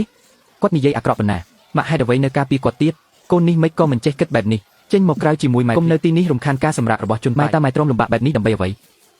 បើប៉ានៅមានជីវិតគាត់ច្បាស់ជាឈឺចាប់ខ្លាំងណាស់ម៉ែមិនមែនមិនដឹងថាវាលំបាកនោះទេប៉ុន្តែម៉ែនៅចាំបានច្បាស់ឆ្នាំដែលកូនរៀនមហាវិទ្យាល័យពេលដែលកូនត្រឡប់មកផ្ទះហើយនិយាយប្រាប់ម៉ែពីគេកូននិយាយថាម៉ែកូនមានមនុស្សក្នុងចិត្តហើយកូនចង់រៀបការជាមួយគាត់ ពេលនោះភ្នែកកូនភ្លឺថ្លាណាស់ពោពេញដោយក្តីសង្ឃឹមម៉ែរស់មកពាក់កណ្ដាលជីវិតមើលមួយផ្លែតក៏ដឹងដែរកូនពិតជាប្រគល់បេះដូងឲ្យបុរសម្នាក់នេះទាំងស្រុងម៉ែគ្រាន់តែជាមនុស្សចាស់ដែលគ្មានប្រយោជន៍ម្នាក់ឲ្យតែគេអាចធ្វើល្អដាក់កូនឲ្យតែអាចរក្សាអាពាហ៍ពិពាហ៍ឲ្យជីវិតកូនបានសុខសាន្តទៅថ្ងៃមុខម៉ែទ្រាំលំបាកបន្តិចបន្តួចមិនមែនជារឿងធំដុំទេតែខ្ញុំគិតថាជាក្តីស្រឡាញ់តាមពិតម៉ែបានយកឈាមនិងកិត្តិយសមកបដូរឲ្យខ្ញុំសោះម៉ែកូនសុំទោសកូនខុសហើយកូនសុំទោសម៉ែកូនហត់នឿយប៉ុន្មានថ្ងៃនេះហើយត្រឡប់ទៅសម្រាកនៅផ្ទះសិនទៅទុកឲ្យម៉ែនៅទីនេះកូនកុំចូលទៅឆ្លោះជាមួយគាត់ឲ្យសោះគាត់កំពុងតែឈឺក្រែងលោកគាត់ខឹងខ្លាំងប៉ះពាល់សុខភាពកូនសន្យាជាមួយម៉ែកូនមិនឆ្លោះទេកូនគ្រាន់តែចង់និយាយជាមួយគាត់ឲ្យច្បាស់ម៉ែឯងទៅបាត់ហើយនៅខាងក្រៅមិញយំរករឿងគ្រប់គ្រាន់ហើយឬនៅខ្ញុំប្រាប់ហើយថាមិញគ្រាន់តែនិយាយលេងសើចគឺពួកអ្នកឯងដែលគិតច្រើនអ្នកនៅចាំពេលយើងរៀនមហាវិទ្យាល័យបានទេសុកលើកឡើងមកធ្វើអ្វីចង់ប្រើរឿងចាស់មកឲ្យខ្ញុំសុំទោសម៉ែឯងមែនទេពេលនោះអ្នកមិនសូវមានលុយទេខ្ញុំក៏គ្រាន់តែជាសិស្សក្រីក្ររដូវរងាព្រឺធ្លាក់ខ្លាំងអ្នកយកកន្សែងពុះតែមួយគត់មកពាក់ឲ្យខ្ញុំខ្លួនឯងវិញញ័រត្រើតដោយសារពេលនោះក្នុងភ្នែកអ្នកដែលមើលមកខ្ញុំគឺពោពេញដោយក្តីខ្ញុំពិតជាមានចិត្តលើអ្នកប៉ុន្មានឆ្នាំនេះខ្ញុំខំប្រឹងថែរក្សាគ្រួសារយើងខ្ញុំស្មានថាក្តីស្រឡាញ់អាចលុបបំបាត់គម្លាតបានតែខ្ញុំភ្លេចទៅថាភាពប្រអើកប្រទុំក្នុងខ្លួនអ្នកមិនដែលផ្លាស់ធ្វើរឿងរ៉ាវធំដុំដល់ថ្នាក់នេះក៏ព្រោះតែម៉ែខ្ញុំមែនគ្រាន់តែរឿងបែកកែវមួយសោះក៏យកមកស្ដីបន្ទោសខ្ញុំនេះមិនមែនជារឿងតូចតាចទេចេញយូរបាយថ្ងៃនេះយើងនិយាយគ្នាឲ្យច្បាស់ទៅបើបងគិតថាផ្ទះដែលបងទិញដាច់នឹងប្រាក់ខែខ្ពស់របស់បងគឺជាដើមទុនដែលបងអាចយកមកមើលងាយម៉ែខ្ញុំបានអញ្ចឹងយើងលេងលះគ្នាទៅអូននិយាយអីណាសិនវៃឡានអូនឈួតទៅហើយមែនទេអូននិយាយអីណាសិនវៃឡានអូនឈួតទៅហើយមែនគ្រាន់តែរឿងម៉ែអូនសោះដល់ថ្នាក់ចង់លេងលះជាមួយបងគឺជាអ្នកបង្កើតនិងចិញ្ចឹមបីបាច់ខ្ញុំមកណាចេញយូរបាយមកដល់ពេលនេះបងនៅតែគិតថាវាជារឿងតូចតាចមែនទេអញ្ចឹងយើងគ្មានអ្វីត្រូវនិយាយគ្នាទៀតទេវៃឡានឈប់សិនវៃឡានកុំទៅណាបងដឹងថាបងខុសហើយមិញនេះបងគ្រាន់តែខឹងពេកបងនិយាយមិនបានគិតបងមិនដែលគិតចង់លេងលះជាមួយអូនបងដាច់ខាតមិនព្រមលេងលះឡើយមិនចង់លេងលះចេញយូរបាយដែលបងថាអត់ចង់លេងលះហ្នឹងព្រោះតែបងធ្លាប់តែមានប្រពន្ធដែលស្ដាប់បង្កប់មែនទេឬមួយបងដឹងខ្លួនពិតមែនថាបងធ្វើខុសបងដឹងថាបងខុសពិតមែនវៃឡានយើងស្រឡាញ់គ្នាតាំងពីសម័យរៀនចំណងស្នេហ៍ប៉ុន្មានឆ្នាំអីអូនដាច់ចិត្តនិយាយពាក្យបែកបាក់បានបងនៅតែមានចិត្តលើអូនមានចិត្តមែនទេគាត់ថាគាត់មានចិត្តលើតែក្នុងចិត្តមួយនេះពោពេញទៅដោយការមើលងាយនិងការអាណិតអាសូរដែលខ្ពស់ទៅដែរបើមិនឆ្លៀតឱកាសនេះកំតិចភាពអំនួតរបស់គាត់ម៉ែនឹងគ្មានកន្លែងឈរជើងក្នុងផ្ទះនេះឡើយបានចេញយូរបាយបងនិយាយថាបងមិនចង់លេងថាបងនៅមានចិត្តលើខ្ញុំអញ្ចឹងខ្ញុំនឹងផ្ដល់ឱកាសឲ្យបងនិយាយមកឲ្យតែមិនលេងបងព្រមធ្វើតាមអូនទាំងបើបងមិនចង់ឲ្យគ្រួសារយើងបែកបាក់ពីថ្ងៃនេះទៅបងត្រូវកាត់ចោលភាពអំនួតដែលគិតថាខ្លួនឯងបងត្រូវរៀនគោរពម៉ែខ្ញុំចេញពីចិត្តគាត់មិនមែនជាអ្នកបម្រើដែលបងជួលមកហើយក៏មិនមែនជាបន្ទុកដែលធ្វើឲ្យបងបាត់មុខមាត់គាត់នៅក្នុងផ្ទះនេះត្រូវតែទទួលបានការគោរពនិងការមើលថែឲ្យបានសមរម្យបើបងធ្វើបានយើងនឹងបន្តរស់នៅជាមួយគ្នាខ្ញុំសន្យាចេញពីមន្ទីរពេទ្យទៅខ្ញុំនឹងមិនធ្វើមុខស្អុយដាក់ម៉ាក់ទៀតទេសង្ឃឹមថាអូនចាំសម្ដីថ្ងៃនេះអូនសម្រាប់ទៅចាំព្រឹកស្អែកបងមកវិញអាឡូប៉ាមិនក៏យកជ្រើហើយទៅលើកមានរឿងអីកើតឡើងប៉ាពេលវេលាចេញទៅគាត់ហាក់ដូចជាដាច់ខាតខ្លាំងណាស់តើខ្ញុំធ្វើខុសមែនទេកូនពិតជាងងខ្លៅណាស់យូរបាយតាំងពីតូចមកប៉ាអប់រំកូនយ៉ាងម៉េចផ្ទះដែលកូនទិញដោយលុយខ្លួនឯងលុយដែលកូនរកបានដើម្បីចិញ្ចឹមគ្រួសារឥឡូវនេះកូនបែរជាត្រូវស្រីម្នាក់នោះនឹងម៉ាក់គាត់គ្រប់គ្រងទៅវិញតែប៉ាបើវៃឡានចង់លេងលះជាមួយខ្ញុំមែនតើខ្ញុំត្រូវធ្វើម៉េចគាត់គ្រាន់តែគំរាមកូនទេគាត់ទើបតែបានរស់នៅស្រួលតើគាត់ហ៊ានលេងមែនទេគាត់ដឹងថាចិត្តកូនតុនទើបគាត់ចង់ដាក់ច្បាប់ទម្លាប់លើកូនយូរបាយកូននៅក្មេងពេកកូនស្មានថាម៉ាក់គាត់មកជួយមើលថែកូនមែនទេខុសហើយគាត់មកដើម្បីសាកល្បងចិត្តកូនបន្តិចម្ដងទេថ្ងៃនេះកូនចុះចាញ់គាត់ឲ្យគាត់មកធ្វើធំក្នុងផ្ទះកូនថ្ងៃក្រោយទាំងម្ដាយទាំងកូននឹងឡើងជីក្បាលកូនមិនខានហើយនឹងកាប់លុយកូនយកទៅឲ្យស្រុកកំណើតតើវាដល់ថ្នាក់នឹងមែនវៃឡានគ្រាន់តែចង់ដណ្ដើមអំណាចក្នុងផ្ទះប៉ុណ្ណោះកូនមិនខុសទេអ្នកដែលខុសគឺវៃឡានដែលមិនចេះគិតគូរប៉ាបានប្រាប់ម៉ាក់កូនឲ្យរៀបចំឲ្យបានរួចហើយប៉ានឹងទៅមើលដោយផ្ទាល់ថាពួកគេមានសិទ្ធិអ្វីមកធ្វើធំក្នុងផ្ទះកូនប៉ាមិនមែនទេប៉ាកុំទាន់អាលអារម្មណ៍វៃឡានមិនសូវល្អទេបើប៉ាមករឿងរ៉ាវវានឹងកាន់តែធំហើយខ្ញុំអាចដោះស្រាយបានអាឡូប៉ាមកដល់ហើយប៉ាមិនក៏ប៉ាមកលឿនម្លេះខ្ញុំទើបតែនិយាយជាមួយម៉ាក់ថាចាំឲ្យខ្ញុំធូរខ្លួនជាងនេះមិននឹងបើកឡានទៅទទួលប៉ានៅប្រលានយន្តហោះទទួលស្អីគេខ្ញុំមកថាអ្នកម្ដាយរស់នៅទីនេះសុខស្រួលណាស់ដល់ថ្នាក់លេងចង់ត្រឡប់ទៅស្រុកកំណើតហើយក្នុងពេលដែលកូនប្រុសខ្ញុំទិញផ្ទះធំស្កឹមស្កៃបែបនេះខ្ញុំក៏ចង់មកស្នាក់នៅទីនេះមួយរយៈដែរពេលជួយពិនិត្យមើលបញ្ជីចំណាយអ្នកផងចង់ដឹងថាជីវិតកូនប្រុសខ្ញុំរស់នៅបែបណាខ្លាចក្រែងមានអ្នកក្រៅមកកេងចំណេញឬធ្វើបាបគេប៉ាកុំនិយាយបែបនេះអីប៉ាមកស្នាក់នៅទីនេះគឺជាសំណាងរបស់ទុកធំល្អបំផុតគឺទុកសម្រាប់ប៉ាជានិច្ចប៉ាធ្វើដំណើរមកឆ្ងាយបែបនេះពិតជាហត់នឿយហើយយប់នេះយើងមិនញ៉ាំបាយនៅផ្ទះទេកូនបានកក់បន្ទប់ពិសេសនៅភោជនីយដ្ឋានកណ្ដាលដើម្បីទទួលស្វាគមន៍ប៉ាកូនប្រុសពិតជាចេះគិតគូរមែនអូនទៅផ្លាស់ខោអាវឲ្យសមរម្យទៅបន្តិចទៀតយើងទៅជាមួយគ្នាស្ងៀមធ្វើអីមនាប៉ានេះប្រញាប់ទៅផ្លាស់ខោអាវគេមិនរងចាំយើងយូរទេខ្ញុំមិនទៅទេអូនមិនទៅមែនទេសិនវៃឡានឥឡូវអូនចេះធ្វើរកពីដាក់បងហើយមែនទេបងខំធ្វើដំណើរមកឆ្ងាយដើម្បីមកមើលកូនប្រុសគ្រាន់តែទៅញ៉ាំបាយមួយពេលអូនត្រូវធ្វើមុខដាក់បងក្នុងភ្នែកអូននៅមានបងជាចាស់ទុំដែរឬទេចាស់ទុំឬចេញយូរបានសាកសួរមុនសកាខ្លួនឯងមើលកាលពីមុនពេលម៉ាក់ខ្ញុំយូរថងមកពីស្រុកធ្វើដំណើរមកឆ្ងាយជិះរថភ្លើងជាង10ម៉ោងដើម្បីមកជួបខ្ញុំតើថ្ងៃដំបូងដែលអូនឈួតទៅហើយមែនទេរឿងចាស់គំរើតាំងពីជាតិអូនរើកាយវាមកធ្វើអីនេះជាលើកទី1ដែលប៉ាអ្នកមកស្នាក់នៅផ្ទះវាដូចគ្នាដែរឬខ្ញុំរើកាយរឿងចាស់ព្រោះអ្នករករឿងថាជើងគាត់ប្រឡាក់ដីសូម្បីតែមាត់ទ្វារក៏មិនឲ្យម៉ាក់ខ្ញុំខំធ្វើម្ហូបឲ្យអ្នកញ៉ាំអ្នកមិនទាំងប៉ះផងលាក់ខ្លួនញ៉ាំអាហារកញ្ចប់ក្នុងបន្ទប់ថែមទាំងបង្ខំឲ្យគាត់ប្រើប្រអប់បាយចុះពេលនេះប៉ាអ្នកមកវិញអ្នកមិនត្រឹមតែបើកទ្វារទទួលថែមទាំងអនលំតូនយូរហើយថែមទាំងរៀបចំកម្មវិធីទទួលស្វាគមន៍ទៀតអនលំតូនអូវ៉ាលីនៅត្រូវទៅភោជនីយដ្ឋានដើម្បីរៀបចំពិធីទទួលស្វាគមន៍យូរបាយ ហើយអ្វីបានជាអ្នកធ្វើរឿងពីស្ដង់ដាបានយ៉ាងត្រជាក់ចិត្តបែបនេះខ្ញុំមិនទៅទេសិនវៃឡានបាទខ្ញុំគាត់ចង់រក្សាមុខមាត់គាត់ខំមកដល់ទីនេះហើយបើអ្នកមិនទៅគឺដូចជាធ្វើឲ្យគាត់បាក់មុខនៅចំពោះមុខគេថ្ងៃនេះអ្នកត្រូវសម្ដែងក៏ត្រូវតែស្លៀកពាក់ទៅជាមួយខ្ញុំដែរបើអាហារពេលនេះចាំបាច់ត្រូវតែញ៉ាំដើម្បីមុខមាត់អ្នកអញ្ចឹងខ្ញុំក៏សូមនិយាយត្រង់នេះបើចង់ឲ្យខ្ញុំទៅខ្ញុំត្រូវតែនាំម៉ាក់ខ្ញុំទៅក្នុងនាមជាមនុស្សចាស់ដូចគ្នាហើយក៏ជាការជប់លៀងស្វាគមន៍គឺគួរតែមានភាពស្មើគ្នានាំម៉ាក់នាងទៅគាត់ចេះប្រើកាំបិតសម័យណាឈឹងយូប៉ៃកាលពីម្សិលមិញក្នុងបន្ទប់ពេទ្យអ្នកយំអង្វរខ្ញុំយ៉ាងណាអ្នកបានសន្យាអ្វីជាមួយខ្ញុំថាអ្នកនឹងត្រឡប់មកវិញកូននេះហើយអ្វីបានជាទៅប្រកែកជាមួយប៉ាក្មេកនឹងយូប៉ៃបែបនេះលោកពូយូប៉ៃកុំខឹងអីណាវៃឡានគាត់គ្រាន់តែហត់នឹងការងារពីថ្ងៃនេះទើបអារម្មណ៍មិនល្អភោជនីយដ្ឋានបែបបរទេសនោះខ្ញុំទៅក៏មិនដឹងធ្វើមិនដែរខ្ញុំប្រើកាំបិតសមមិនចេះពិតមែនខ្លាចតែធ្វើបែកចានគេនាំឲ្យបាក់មុខអ្នកទាំងអស់គ្នាម៉ាក់កុំនិយាយអីហើយអ្វីពួកគេទៅបានចុះម៉ាក់ទៅមិនបានម៉ាក់គឺជាម៉ាក់របស់ខ្ញុំផ្ទះនេះម៉ាក់មិនមែនជាអ្នកក្រៅទេគួយឡាយស្ដាប់ម៉ាក់ទៅបានទេលោកពូខំមកដល់ទីនេះហើយនេះជាថ្ងៃជួបជុំគ្រួសារដ៏ល្អពីថ្ងៃនេះម៉ាក់មិនសូវស្រួលពោះញ៉ាំអាហារឆ្ងាញ់ឬអាហារថ្លៃមិនកើតទេម៉ាក់នៅផ្ទះញ៉ាំបាយជាមួយទឹកក្តៅនិងត្រីងៀតបន្តិចបន្តួចក៏ឆ្ងាញ់ដែរនោះទើបជាអ្វីដែលម៉ាក់ធ្លាប់ញ៉ាំយ៉ាងហោចណាស់ក៏នាងដឹងខ្លួនដែរឬទេសិនវៃឡានម៉ាក់នាងខ្លួនឯងក៏និយាយថានាងនៅរករឿងអ្វីទៀតប្រញាប់ទៅផ្លាស់ខោកុំឲ្យប៉ារងចាំថ្ងៃនេះខ្ញុំសម្រេចចិត្តធ្វើឲ្យរឿងនេះបែកឆឹងយូរគាត់ចេះតែយកនឹងពាក្យសម្ដីអាក្រក់មកដាក់លើម៉ាក់ខ្ញុំលំបាកដើម្បីខ្ញុំច្រើនណាស់ហើយខ្ញុំមិនអាចឲ្យគាត់ឈរនៅទីនេះឲ្យគេធ្វើបាបទៀតទេបានចាំខ្ញុំទៅបដូរខោអាវម៉ាក់នៅផ្ទះចាក់សឲ្យល្អណាស់ម៉ាក់ដឹងហើយកូនទៅញ៉ាំអីឆ្ងាញ់ទៅកុំបារម្ភពីម៉ាក់អីវៃឡានក្នុងពេលដែលម៉ាក់នាងមកនៅផ្ទះត្រកូលឈឹងយើងរឿងខ្លះក្នុងនាមជាចាស់ទុំខ្ញុំត្រូវតែគិតគូរជាមួយពួកនាងឲ្យច្បាស់ឈប់សិនត្រឡប់មកវិញនាងក៏ជាមនុស្សឆ្លាតទីក្រុងនេះមិនដូចស្រុកកំណើតនាងទេរាល់ការចំណាយសូម្បីតែខ្យល់ដកដង្ហើមសុទ្ធតែត្រូវប្រើលុយប៉ាចង់និយាយអ្វីសូមនិយាយត្រង់មកចុះបើអញ្ចឹងខ្ញុំនិយាយត្រង់តែម្ដងចុះម៉ាក់នាងចង់មករស់នៅទីក្រុងនេះយូរអង្វែងការហូបចុកការចំណាយលើថ្នាំពេទ្យសុទ្ធតែជាការចំណាយមិនប្រាក់ខែការងាររបស់នាងមួយខែបានតែ8សេនកាបូបទិញខោអាវបន្តិចបន្តួចក៏អស់ដែរតើនាងមានលុយឯណាមកចិញ្ចឹមអ្នកទំនេរម្នាក់បានប៉ានិយាយត្រូវហើយមួយរយៈនេះការចំណាយក្នុងផ្ទះកើនឡើងខ្លាំងណាស់មិននិយាយពីថ្លៃទឹកថ្លៃនាងចូលចិត្តទៅផ្សារទិញបន្លែថោកមិនស្អាតមកញ៉ាំដល់ពេលឈឺពោះទៅពេទ្យគឺសុទ្ធតែប្រើលុយក្នុងកាត់ខ្ញុំទាំងអស់យូប៉ៃគឺជាកូនដែលខ្ញុំខំចិញ្ចឹមបីបាច់លុយរបស់គាត់គឺជាលុយដែលគាត់រកបានដោយសមត្ថភាពគឺសម្រាប់រក្សាគុណភាពជីវិតរបស់គាត់ខ្ញុំសូមនិយាយទុកជាមុនទោះបីត្រកូលឈឹងយើងមានទ្រព្យសម្បត្តិស្តុកស្ដម្ភតែក៏មិនអាចឲ្យនាងយកលុយកូនប្រុសខ្ញុំលួចយកទៅផ្គត់ផ្គង់គ្រួសារនាងបានដែរបើរឿងនេះបែកធ្លាយតាមមុខមាត់ត្រកូលឈឹងខ្ញុំទុកណែណាប៉ានឹងយូប៉ៃកំពុងបារម្ភខ្លាចម៉ាក់ខ្ញុំមកស្នាក់នៅដោយឥតគិតថ្លៃខ្លាចគាត់មកកេងចំណេញពីផ្ទះរបស់ពួកអ្នកមែនទេវៃឡាននាងនិយាយបែបនេះមានន័យថាម៉េចប៉ាគាត់គិតគូរដើម្បីគ្រួសារតូចរបស់យើងទេតើទោះជាបងប្អូនបង្កើតក៏ត្រូវតែគិតគូរឲ្យច្បាស់យ៉ាងទៀតពាក្យថាបងប្អូនក៏ត្រូវតែគិតគូរឲ្យច្បាស់លាស់ដែរក្នុងពេលដែលប៉ាក្មេកបារម្ភពីប្រាក់ខែខ្ញុំខ្លាំងម្ល៉េះថាចិញ្ចឹមម៉ាក់ខ្ញុំមិនខ្លាចខ្ញុំបិទឈាមគ្រួសារអ្នកចុះបើថ្ងៃនេះយើងមកភ្នាល់គ្នាទៅសិនវៃឡាននាងធ្វើការថែម៉ោងរហូតដល់ឈួតហើយមែនទេភ្នាល់រឿងអីយកប្រាក់800យន់របស់ខ្ញុំនេះមកភ្នាល់មិនមែនអ្នកតែងតែនិយាយខ្លាចខ្ញុំបិទឈាមគ្រួសារអ្នកទេប៉ារបស់អ្នកមិនមែនខ្ញុំយកលុយអ្នកទៅជួយម៉ាក់ខ្ញុំទេបើអញ្ចឹងថ្ងៃនេះយើងកំណត់ច្បាប់ឲ្យច្បាស់ក្នុងពេលដែលឪពុកម្ដាយយើងទាំងសងខាងនៅទីនេះចាប់ពីព្រឹកស្អែកនេះទៅផ្ទះនេះបែងចែកជាពីរខ្ញុំទទួលខុសត្រូវរាល់ការចំណាយរបស់ខ្ញុំនិងម៉ាក់មិនថាថ្លៃម្ហូបថ្លៃខោអាវឬថ្លៃពេទ្យខ្ញុំនឹងមិនប្រើលុយអ្នកសំបីតែមួយសេនអ្នកណាក៏ចេះនិយាយដែរចុះការចំណាយរួមក្នុងផ្ទះវិញផ្ទះនេះកូនប្រុសខ្ញុំជាអ្នកទិញផ្ដាច់ណាបើជាផ្ទះទិញផ្ដាច់មិនបាច់បង់រំលោះកាន់តែស្រួលថ្លៃទឹកថ្លៃភ្លើងថ្លៃសេវាផ្ទះថ្លៃកម្ដៅថ្លៃអ៊ីនធឺណិតរហូតដល់គ្រឿងទេសក្នុងផ្ទះបាយក្រដាសអនាម័យនិងទឹកលាងចានរាល់ការចំណាយរួមទាំងអស់យើងគិតតាមចំនួនមនុស្សឲ្យច្បាស់ដល់ខ្ទង់សុភាពបែងចែកជាពីរចំណែកនិងកូនអ្នកមួយចំណែកខ្ញុំនិងម៉ាក់ខ្ញុំមួយចំណែកសិនវៃឡាននាងកុំធ្វើខ្លាំងពេកបើគិតតាមនឹងមែនប្រាក់ខែនាងមិនដល់កន្លះខែដល់ពេលម៉ាក់នាងឈឺនាងមិនមែនមកយំសុំលុយខ្ញុំទេទោះបីខ្ញុំត្រូវនាំម៉ាក់ទៅដេកតាមផ្លូវឬទៅសុំទានខ្ញុំក៏មិនយកលុយអ្នកសំបីតែមួយសេនដែរហើយចំណុចសំខាន់បំផុតគឺយើងបែងចែកចំណាយមិនមែនតែលុយទេគឺកម្លាំងពលកម្មដែរចាប់ពីថ្ងៃស្អែកម៉ាក់ខ្ញុំនឹងមិនធ្វើម្ហូបមិនបោកខោអាវឬបោកផ្ទះឲ្យអ្នកទៀតទេព្រោះគ្រួសារអ្នកខ្ពង់ខ្ពស់ពេកអ្នកទាំងពីរឪពុកកូនត្រកូលឆេងនេះពិតជាអ្នកប្រហែលជាមិនចង់បានរបស់តែជាអ្នកក្រនោះមែនទេឪពុកម្ដាយដល់ពេលយើងត្រូវតបស្នងគុណពួកគាត់រៀងខ្លួនមើលថែឪពុកម្ដាយខ្លួនឯងទៅមានចិត្តថ្លើមខ្លះទៅក្នុងពេលដែលប្រពន្ធអ្នកចង់បង្ហាញថាខ្លួនឯងឯករាជ្យពួកយើងនឹងសម្រេចតាមបំណងការភ្នាល់នេះពួកយើងទទួលយកល្អណាស់សឹមវៃឡាននេះជាអ្វីដែលអ្នករកខ្លួនឯងទេដល់ពេលនោះបើទោះជាលុយទិញបាយឲ្យម្ដាយអ្នកក៏អ្នករកមិនបានកុំសង្ឃឹមថាខ្ញុំបានថតសម្លេងទុកអស់ហើយពាក្យសម្ដីមនុស្សប្រុសត្រូវតែគោរពតាមយល់ព្រមតាមនឹងចោះសង្ឃឹមថាគ្រួសារអ្នកនឹងនិយាយពាក្យណាគឺពាក្យហ្នឹងកុំត្រឡប់ត្រឡិនឲ្យសោះអាហារទាំងនេះមិនថ្លៃប៉ុន្មានទេ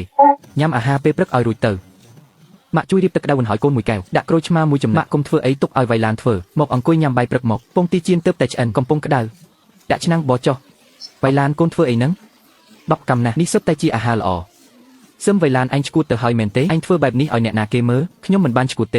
េខ្ញុំគ្រាន់តែអនុវត្តតាមច្បាប់ដែលយើងបានព្រមព្រៀងគ្នាកាលពីយប់មិញម៉ាក់ខ្ញុំនឹងមិនធ្វើម្ហូបឲ្យអ្នកនិងប៉ារបស់អ្នកទៀតទេការភ្នាល់នេះយើងទទួលយកច្បាប់គឺត្រូវតែជាច្បាប់ ក្នុងពេលដែលនិយាយថាបែងចែកនិយាយថាឪពុកម្ដាយអ្នកណាអ្នកនោះមើលអញ្ចឹងចាប់ពីថ្ងៃនេះទៅពួកអ្នកទាំងពីរនាក់គុំសង្ឃឹមថានឹងបានញ៉ាំបាយដែលម៉ាក់ខ្ញុំធ្វើទៀតបបរនេះទោះខ្ញុំចាក់ចោលក៏ខ្ញុំមិនអោយពួកអ្នកញ៉ាំដែរទ្វារនៅខាងនោះចេញទៅទិញបាយញ៉ាំខ្លួនឯងទៅសឹមវៃឡានគុំយកអំណាចបន្តិចបន្តួចមកធ្វើធំពេកវាគ្រាន់តែជាការនិយាយលេងកាលពីយប់ព្រឹកឡើងឯងមកធ្វើរឿងបែបនេះឯងចង់ឲ្យពួកយើងទាំងអស់គ្នាពិបាកមែនទេនិយាយលេងសំឡេងដែលថតទុកគឺច្បាស់ណាស់ភស្តុតាងច្បាស់បែបនេះចុះហេតុអ្វីអ្នកប្រុសធំមិនព្រមធ្វើតាមកិច្ចសន្យាទើបតែបាន12ម៉ោងប៉ុណ្ណោះអ្នកទាំងពីរត្រូវតែទះកំភ្លៀងខ្លួនឯងនៅចំពោះមុខម៉ាក់ខ្ញុំមកបដូរពាក្យសម្ដីអីអ្នកកំពុងតែកិច្ចវេះហើយខ្ញុំមិនបានកិច្ចវេះទេផ្លូវនៅត្រង់នេះស្រាប់អ្នកគិតថាបើគ្មានម៉ាក់ខ្ញុំអ្នកមិនអាចរស់នៅបានទេឥឡូវនេះដកពាក្យវិញក៏ទាន់ដែរយូប៉ៃកុំនិយាយជាមួយនរកោយើងនិយាយពាក្យណាគឺពាក្យឯហ្នឹងគ្រាន់តែអាហារពេលព្រឹកមួយពេលខាងក្រៅមានភោជនីយដ្ឋានយកកាបូបរបស់អ្នកយើងទៅវិញខ្ញុំចង់ដឹងណាស់ថាបើគ្មានពួកគេតើជីវិតនេះនឹងលំបាកដល់ថ្នាក់ណាសិនវៃឡានបើអ្នកចង់រស់នៅបែបនេះចាំមើលទៅថាអ្នកនឹងទៅបានប៉ុន្មានទឹកវៃឡានកូនអាហារល្អបែបនេះហេតុអ្វីកូនចាក់ចោលអស់ពីមុនកូនមិនមែនបែបនេះទេតើកូននិងប៉ារបស់យូប៉ៃមានរឿងអ្វីនឹងគ្នាខ្លាំងម្ល៉េះម៉ាក់កុំភ័យអីមិនមែនរឿងពួកយើងគ្រាន់តែចង់បង្រៀនពួកគេពីរបៀបរស់នៅទោះជាយ៉ាងណាក៏មិនគួរខ្ជះខ្ជាយអាហារដែរបបរនេះម៉ាក់រំងាស់អស់2ម៉ោងយូប៉ៃកំពុងតែឈឺផងបើមិនញ៉ាំអីទៅធ្វើការតើសុខភាពគេនឹងទៅជាយ៉ាងណាម៉ាក់ជឿកូនចោះចាប់ពីពេលនេះទៅម៉ាក់មិនបាច់អាណិតគេទៀតទេហើយក៏មិនបាច់ទៅយកចិត្តពួកគេភ្លេចហើយឬថាម្សិលមិញគេមើលងាយម៉ាក់យ៉ាងណាពួកគេគិតថាម៉ាក់មកទីនេះដើម្បីរស់នៅដោយឥតគិតថ្លៃហើយបានចំណេញពីពួកគេច្រើនណាស់ម៉ាក់មិនមែនគ្មានតម្លៃទេកម្លាំងពលកម្មរបស់ម៉ាក់គឺមានតម្លៃចាប់ពីពេលនេះទៅម៉ាក់ធ្វើម្ហូបតែសម្រាប់យើង2នាក់បានហើយបោកខោអាវក៏បោកតែរបស់យើង2នាក់ចំណែក2នាក់ឪពុកកូនពួកគេមិនមែនអស្ចារ្យណាស់ឬទុកឲ្យពួកគេរស់នៅតាមរបៀបអស្ចារ្យរបស់ពួកគេស្ដាប់កូនទៅណាកុំឲ្យពួកគេមើលងាយទឹកចិត្តម៉ាក់ទៀតអីយកទេម៉ាក់ហេតុអ្វីម៉ាក់មកឆ្ងាយម្ល៉េះមិនមែនកូនប្រាប់ឲ្យម៉ាក់សម្រាប់នៅផ្ទះទេនៅផ្ទះម៉ាក់ទំនេរពេកហើយអាហារខាងក្រៅក៏មិនសូវមានជីវជាតិដែរជិះរថភ្លើងក្រោមដីស្រួលណាស់ពេលថ្ងៃត្រង់នេះហូបដែលកូនចូលចិត្តបំផុតមានឆ្អឹងជំនីសុទ្ធត្រជាកណ្ដុរនៅក្តៅនៅឡើយទេញ៉ាំពេលក្តៅទៅអូហូវៃឡានម្ហូបនេះឈ្ងុយខ្លាំងណាស់នេះជាឆ្អឹងជំនីស្រស់ពិតមែនរសជាតិខុសពីម្ហូបកំងគេដែលកប់ទាំងនោះឆ្ងាញ់ណាស់អ្នកមីងពិតជាចិត្តល្អដាក់វៃឡានខ្លាំងណាស់ថ្ងៃត្រង់ក្តៅបែបនេះនៅខំជិះរថភ្លើងយកបាយមកឲ្យបើខ្ញុំមានម៉ាក់បង្កើតបែបនេះដេកលក់ក៏ច្បាស់ជីញញឹមដែរអត់ទេគ្រាន់តែជាម្ហូបធម្មតាទេបើពួកកូនចូលចិត្តលើក្រោយម៉ាក់នឹងធ្វើឲ្យច្រើនជាងនេះយកមកឲ្យសាក់ទៀតវៃឡានខ្ញុំចាំបានថាស្វាមីនាងលោកឆឹងផ្នែករបស់គាត់មិនមែននៅជាន់លើពីជាន់ពីនេះថ្ងៃត្រង់បែបនេះហេតុអ្វីអ្នកមីងយកបាយមកតែមួយមិនបានយកទៅឲ្យលោកឆឹងផងគាត់នឹងឬមិនបាច់ខ្វល់ពីគាត់ទេគាត់មិនញ៉ាំបាយថ្ងៃត្រង់គាត់មានប៉ាគាត់យកបាយមកឲ្យផ្ទាល់កម្រិតខ្ពស់ណាស់ម្ហូបធម្មតារបស់យើងមិនសមនឹងមាត់គាត់ទេកុំទៅរំខានគាត់អីមកញ៉ាំបាយវិញកុំទៅខ្វល់ពីពួកគេយើងញ៉ាំបាយរបស់យើងម៉ាក់កូនមកវិញហើយម៉ាក់អាកាសធាតុក្តៅបែបនេះម៉ាក់មកអង្គុយនៅរៀនហើធ្វើអីម៉ាស៊ីនត្រជាក់ខាងក្រៅក្តៅខ្លាំងណាស់ម៉ាក់មិនខ្លាចដាច់ខ្យល់វៃឡានកូននិយាយតិចទៅប៉ាក្មេងកូនកំពុងមើលគាត់ថាខ្ញុំអង្គុយក្នុងបន្ទប់ទទួលភ្ញៀវរំខានភ្នែកថែមទាំងថាខ្ញុំធ្វើឲ្យកំរើព្រមគាត់ម៉ាក់មិនអីទេនៅរៀនហើខ្យល់បក់ខ្លាំងត្រជាក់ណាស់ត្រជាក់ពិតមែនគាត់មានសិទ្ធអីមកស្អប់ម៉ាក់ចូលមកខាងក្នុងមកម៉ែសូមអង្គរកូនកុំឆ្លោះជាមួយពួកគេទៀតអីរឿងតិចតួចកុំឲ្យវាទៅជាធំអីម៉ាក់កាលពីយប់មិញនិយាយគ្នាហើយថាផ្ទះនេះមានចំណែករបស់យើងពាក់កណ្ដាលម៉ាក់មិនបាច់ខ្លាចគាត់ទេឥឡូវជារដូវក្តៅម៉ាក់ម្នាក់ឯងបើកម៉ាស៊ីនត្រជាក់ពេញផ្ទះដល់15អង្សាហើយអង្គុយដណ្ដប់ភួយមើលទូរទស្សន៍ម្នាក់ឯងម៉ាក់ខ្ញុំគាត់ចាស់ហើយប៉ាឲ្យគាត់ទៅនៅហើថ្ងៃក្តៅខ្លាំងបើគិតថាវាសមរម្យដែរឬមានអីមិនសមរម្យនោះផ្ទះនេះកូនប្រុសខ្ញុំជាអ្នកទិញដាច់ខ្ញុំចង់បើកម៉ាស៊ីនត្រជាក់ប៉ុន្មានដឺក្រេខ្ញុំចង់អង្គុយមើលទូរទស្សន៍កន្លែងណាក៏បានដែរម៉ាក់អ្នកឯងសុខចិត្តទៅនៅរៀនហើខ្លួនឯងទៅចង់បន្ទោសអ្នកណាប៉ាប្រហែលជាប៉ាភ្លេចហើយខ្ញុំសូមរំលឹកប៉ាបន្តិចកាលពីយប់មិញយើងបានព្រមព្រៀងគ្នាដាច់ខាតរឿងបែងចែកចំណាយហើយយើងក៏បានថតសម្លេងចុះបើថតទុកខ្ញុំយកអាសម្លេងថតនឹងមកគៀបសង្កត់ខ្ញុំឲ្យសោះម៉ាស៊ីនត្រជាក់នេះស៊ីភ្លើងខ្លាំងណាស់បើបើក15ដឺក្រេពេញថ្លៃភ្លើងមួយថ្ងៃយ៉ាងហោចណាស់ក៏60យ៉នដែរចាប់ពីថ្ងៃនេះទៅរាល់ការប្រើប្រាស់ភ្លើងរបស់ប៉ារាល់ថ្លៃភ្លើងដែលកើតឡើងខ្ញុំនឹងកត់ទុកក្នុងបញ្ជីចំណាយរបស់លោកឆឹងយូប៉ៃដល់ដំណាច់ខែខ្ញុំនឹងទារពីគាត់ឲ្យគ្រប់ទាំងអស់នាងឈិនវៃឡានហេតុអ្វីក៏នាងក្បាញ់ម្លេះគ្រាន់តែថ្លៃភ្លើងប៉ុន្មានសោះគ្រូសាយើងខ្វះលុយប៉ុណ្ណឹងមែនទេស្អប់ណាស់មែនទេដែលខ្ញុំប្រើភ្លើងបានខ្ញុំនឹងផ្ទេរលុយឲ្យនាងឥឡូវនេះ200យ៉នគ្រប់គ្រាន់ទេកុំមកគិតតូចតាចជាមួយខ្ញុំទៀតប៉ាយកលុយនេះត្រឡប់ទៅវិញទៅបើខ្ញុំមិនយកចង់យ៉ាងម៉េចឥឡូវនេះឆឹងយូប៉ៃមិនព្រមទទួលលុយមិនធ្វើជាថ្លៃធ្នូណាស់ដល់ពេលខ្ញុំឲ្យលុយពិតប្រាកដបែរជាធ្វើរកពីទៅវិញនាងចង់បានអ្វីឲ្យប្រាកដប៉ាខ្ញុំគិតថាប៉ាយកច្រឡំហើយការពីយកសន្យារបស់យើងគឺច្បាស់លាស់ណាស់ខ្ញុំទទួលខុសត្រូវលើការចំណាយរបស់ខ្ញុំនិងម៉ាក់ខ្ញុំលោកឆឹងយូប៉ៃទទួលខុសត្រូវលើប៉ានិងខ្លួនគាត់ចំណែកការចំណាយរួមក្នុងផ្ទះខ្ញុំនិងលោកឆឹងយូប៉ៃនឹងបែងចែកគ្នាចេញចុះឥឡូវនេះខ្ញុំមិនមែនកំពុងឲ្យលុយនាងទេដូច្នេះរាល់ការប្រើប្រាស់ភ្លើងរបស់ប៉ានិងការហូបចុករបស់ប៉ាវាជាចំណែកដែលប៉ានិងកូនប្រុសប៉ាត្រូវចេញប៉ាត្រូវបង់លុយប៉ាគួរតែផ្ទេរលុយឲ្យកូនប្រុសប៉ាគឺលោកឆឹងយូប៉ៃដោយផ្ទាល់ខ្ញុំជាប្រពន្ធរបស់គាត់មិនមែនជាអ្នកមកទារលុយពីប៉ាខ្ញុំគ្មានសិទ្ធិហើយក៏គ្មានកាត់ប្រកិច្ចទទួលលុយពីអ្នកដែររឿងឪពុកអ្នកណាអ្នកនោះជាអ្នកទទួលយើងរៀងខ្លួនទៅបៃឡាកុំនិយាយអីទៀតឪពុកក្មេកឲ្យលុយក៏ទទួលទៅធ្វើបែបនេះមិនសមរម្យទេមកដល់ផ្ទះភ្លាមឬតែសំឡេងឆ្លោះគ្នាព្រឹកឡើងក៏ឆ្លោះយប់ឡើងក៏ឆ្លោះតើឲ្យរស់នៅដោយរបៀបណាទៅយូប៉ៃមើលប្រពន្ធដែលឯងយកមកចោះនាងចង់បះបរហើយខ្ញុំបើកម៉ាស៊ីនត្រជាក់ក្នុងផ្ទះគាត់បែរជាថាខ្ញុំខ្ជិះខ្ញុំហុចលុយ200ឲ្យគាត់មិនព្រមយកបែរជាបង្ខំឲ្យខ្ញុំជាអ្នកបៃឡានឲ្យគ្រាន់តែថ្លៃភ្លើងប៉ុន្មានរយហ្នឹងប៉ាចង់បើក16អង្សាក៏បើកទៅចង់បើក24ម៉ោងក៏បើកទៅខ្ញុំរកលុយបានរាប់ម៉ឺនក្នុងមួយខែមិនអាចចិញ្ចឹមប៉ាឲ្យបើកម៉ាស៊ីនត្រជាក់ទេខ្ញុំផ្ញើលុយឲ្យហើយ500នេះគ្រប់គ្រាន់ដល់ខែក្រោយទេប្រាប់មកថាខ្ញុំចិញ្ចឹមប៉ាបានទេលោកឆឹងពិតជាចិត្តទូលីមែនសូមជាអ្នកជំនាញដែលមានប្រាក់ខែខ្ពស់មែនថ្ងៃនេះទូទាត់រួចរាល់ប៉ុន្តែសូមកុំបារម្ភ500នេះគ្រាន់តែជាការចាប់ផ្ដើមប៉ុណ្ណោះ ប៉ាក្មេកប៉ាប្រាប្រេងខុសហើយអញស្រែកអ្វីខ្លាំងម្ល៉េះចេះគោរពចាស់ទុំខ្លះគ្រាន់តែប្រេងឆាមួយ10សោះនេះជាប្រេងអូលីវពិសេសតែខ្ញុំកំងទិញពីសម្រាប់ធ្វើសាឡាត់ប៉ុណ្ណោះមួយដប500មីលីលីត្រតម្លៃ899យន់តាប្រេងអ្វីថ្លៃដល់ថ្នាក់នេះប្រើហើយក៏ប្រើទៅចាំឲ្យយូប៉ៃសង្ហែងវិញបានដាំឡើយប្រេងនេះមាន520ក្រាមឥឡូវនៅសល់តែ410ក្រាមប៉ាប្រើអស់110ក្រាមគិតជាលុយគឺ198យន់រួមទាំងកាសដែលប៉ាប្រើ20នាទីទៀតគិតជាលេខមូទៅប៉ាឲ្យយូប៉ៃផ្ញើលុយមកខ្ញុំ200មកអញពិតជាលោភលន់លុយខ្លាំងណាស់គ្រូសាឯងនេះសំបីតែប្រេងមួយដំណក់ក៏គិតលុយដែរឬនេះមិនមែនជាការកេងប្រវ័ញ្ចទេគឺជាច្បាប់ដែលគ្រូសាអ្នកបានកំណត់បងប្អូនបង្កើតក៏ត្រូវតែគិតគូរឲ្យច្បាស់ដែរមែនទេម៉ាក់ជួយយកម្ហូបនិងបាយសទាំងនេះចេញទៅបានខ្ញុំទិញសាច់គោមកគ្មានកន្លែងដាក់ទេឆឹងយូប៉ៃអញដកដៃចេញធ្វើអីហ្នឹងនេះជាទូទឹកកកដែលខ្ញុំទិញសំបីតែសឹកដាក់ម្ហូបក៏ខ្ញុំគ្មានដែរឬត្រូវហើយទូទឹកកកនេះបងជាអ្នកទិញតែឥឡូវយើងបែងចែកចំណាយទូទឹកកកដំណើរការ24ម៉ោងថ្លៃភ្លើងគឺយើងបងម្នាក់ពាក់កណ្ដាលក្នុងនៅពេលដែលថ្លៃភ្លើងបងចឹងកន្លែងដាក់របស់ក្នុងទូទឹកកកត្រូវតែចែកគ្នាស្មើម្នាក់ពាក់កណ្ដាលដែរខាងឆ្វេងជារបស់ខ្ញុំនិងខាងស្ដាំជារបស់បងនិងប៉ាបងដាក់សាច់គោនិងផ្លែឈើមិនអស់ហើយមករំលោភយកកន្លែងខាងខ្ញុំនោះត្រូវគិតថ្លៃតាមទំហំថ្លៃឈ្នួលដាក់របស់មួយថ្ងៃ50យន់មិនឲ្យជំពាក់ទេសិនវៃឡានអញពិតជាលោភលន់នឹងលុយមែន50យន់មែនទេបានខ្ញុំផ្ទេឲ្យ1000យន់គ្រប់គ្រាន់សម្រាប់ជួលកន្លែងបង20ថ្ងៃហើយពេញចិត្តឬនៅមិនក៏បែបនេះទើបតែពាក់កណ្ដាលខែសោះលុយដែលខ្ញុំផ្ទេឲ្យគាត់សរុបទៅលើសពី10000យន់ទៅហើយថ្ងៃនេះថ្ងៃទី15គ្រប់កន្លះខែហើយអ្នកទាំងអស់គ្នាដល់ពេលត្រូវគិតលេខចំណាយកន្លះខែនេះហើយគិតតែពីរឿងលុយរហូត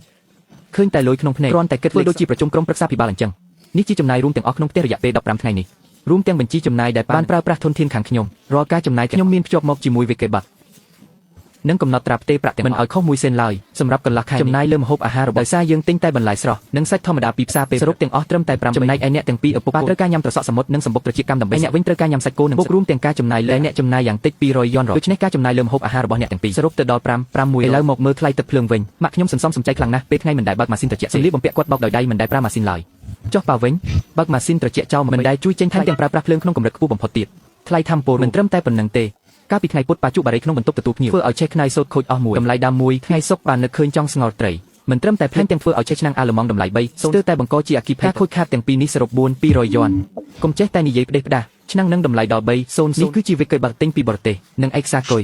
ប៉ាអានមិនដាច់ខ្ញុំអាចអានតម្លៃឲ្យប៉ាស្ដាប់បានសិនវៃឡាននាងពិតជាមនុស្សចង្អៀតចង្អល់ណាស់នាងគ្រាន់តែចង់បានលុយរបស់កូនខ្ញុំដាក់ហោប៉ៅខ្លួនឯងប៉ុណ្ណោះប៉ានិយាយបែបនេះគួរឲ្យអស់សំណើចណាស់កន្លះខែនេះវិក័យប័ត្ររបស់ប៉ានិងកូនប៉ារក11,000ចំណែកការចំណាយរបស់ខ្ញុំមិនដល់1%នៃលុយអ្នកផងឆឹងយូប៉ៃអ្នកតែងតែនិយាយថាប្រាក់ខែខ្ញុំ800មិនអាចចិញ្ចឹមម៉ាក់ខ្ញុំបានហើយនឹងធ្វើឲ្យគ្រួសារអ្នកក្រីក្រមែនទេអ្នកមើលវិក័យប័ត្រនេះឲ្យច្បាស់ទៅថាតើអ្នកណាដែលកំពុងរស់នៅយ៉ាងហឺហាកន្លះខែនេះខ្ញុំមិនបានចំណាយលុយអ្នកសំបីតែ1សេនចុះអ្នកវិញអោព្រះអើយកន្លះខែចាយអស់ជាង10000យន់បើនៅស្រុកស្រែអាចសង់ផ្ទះថ្មបានមួយក្នុងបាត់ទៅហើយហេតុអ្វីបានជាអស់លុយច្រើនម្ល៉េះថ្ងៃនេះថ្ងៃទី15គ្រប់កន្លះខែហើយអ្នកទាំងអស់គ្នាយើងគួរតែមកគិតលេខគ្នាសម្រាប់កន្លះខែនេះនិយាយតែរឿងលុយគួរឲ្យធុញណាស់ឃើញតែលុយក្នុងភ្នែកខ្ញុំគ្រាន់តែធ្វើដូចជាប្រជុំក្រុមប្រឹក្សាភិបាលអញ្ចឹងនេះគឺជាបញ្ជីចំណាយទាំងអស់ក្នុងរយៈពេល15ថ្ងៃទាំងចំណាយរួមក្នុងនិងចំណាយផ្ទាល់ខ្លួនរបស់ពុកនិងកូនរាល់ចំណាយទាំងអស់ខ្ញុំមានភ្ជាប់មកជាមួយវិកេប័ត្រនិងកំណត់ត្រាផ្ទេប្រាក់ទាំងសូមស្ដាប់ឲ្យច្បាស់កន្លះខែនេះថ្លៃម្ហូបអាហាររបស់ខ្ញុំដោយសារយើងទិញតែសាច់ធម្មតានៅផ្សារសរុបគឺ850ចំណែកពុកនិងកូនវិញញ៉ាំតែត្រីសមុទ្រនិងសម្បុកត្រចៀកកម្មថែមទាំងសាច់គោថ្លៃទៀតបូករួមទាំងថ្លៃអាហារកំងជារៀងរាល់ថ្ងៃ200យន់ទៀតដូច្នេះចំណាយលើអាហាររបស់អ្នកទាំងពីរគឺ500យន់មកមើលថ្លៃទឹកភ្លើងវិញដើម្បីសន្សំសំចៃម៉ាក់មិនដែលបើកម៉ាស៊ីនត្រជាក់ពេលសម្លៀកបំពាក់ក៏គាត់បោកដោយដៃដែរចុះពុកវិញបើកម៉ាស៊ីនត្រជាក់24ម៉ោងការប្រើប្រាស់ទឹកភ្លើងសុទ្ធតែប្រើកម្រិតខ្ពស់បំផុតមិនត្រឹមតែប៉ុណ្ណោះ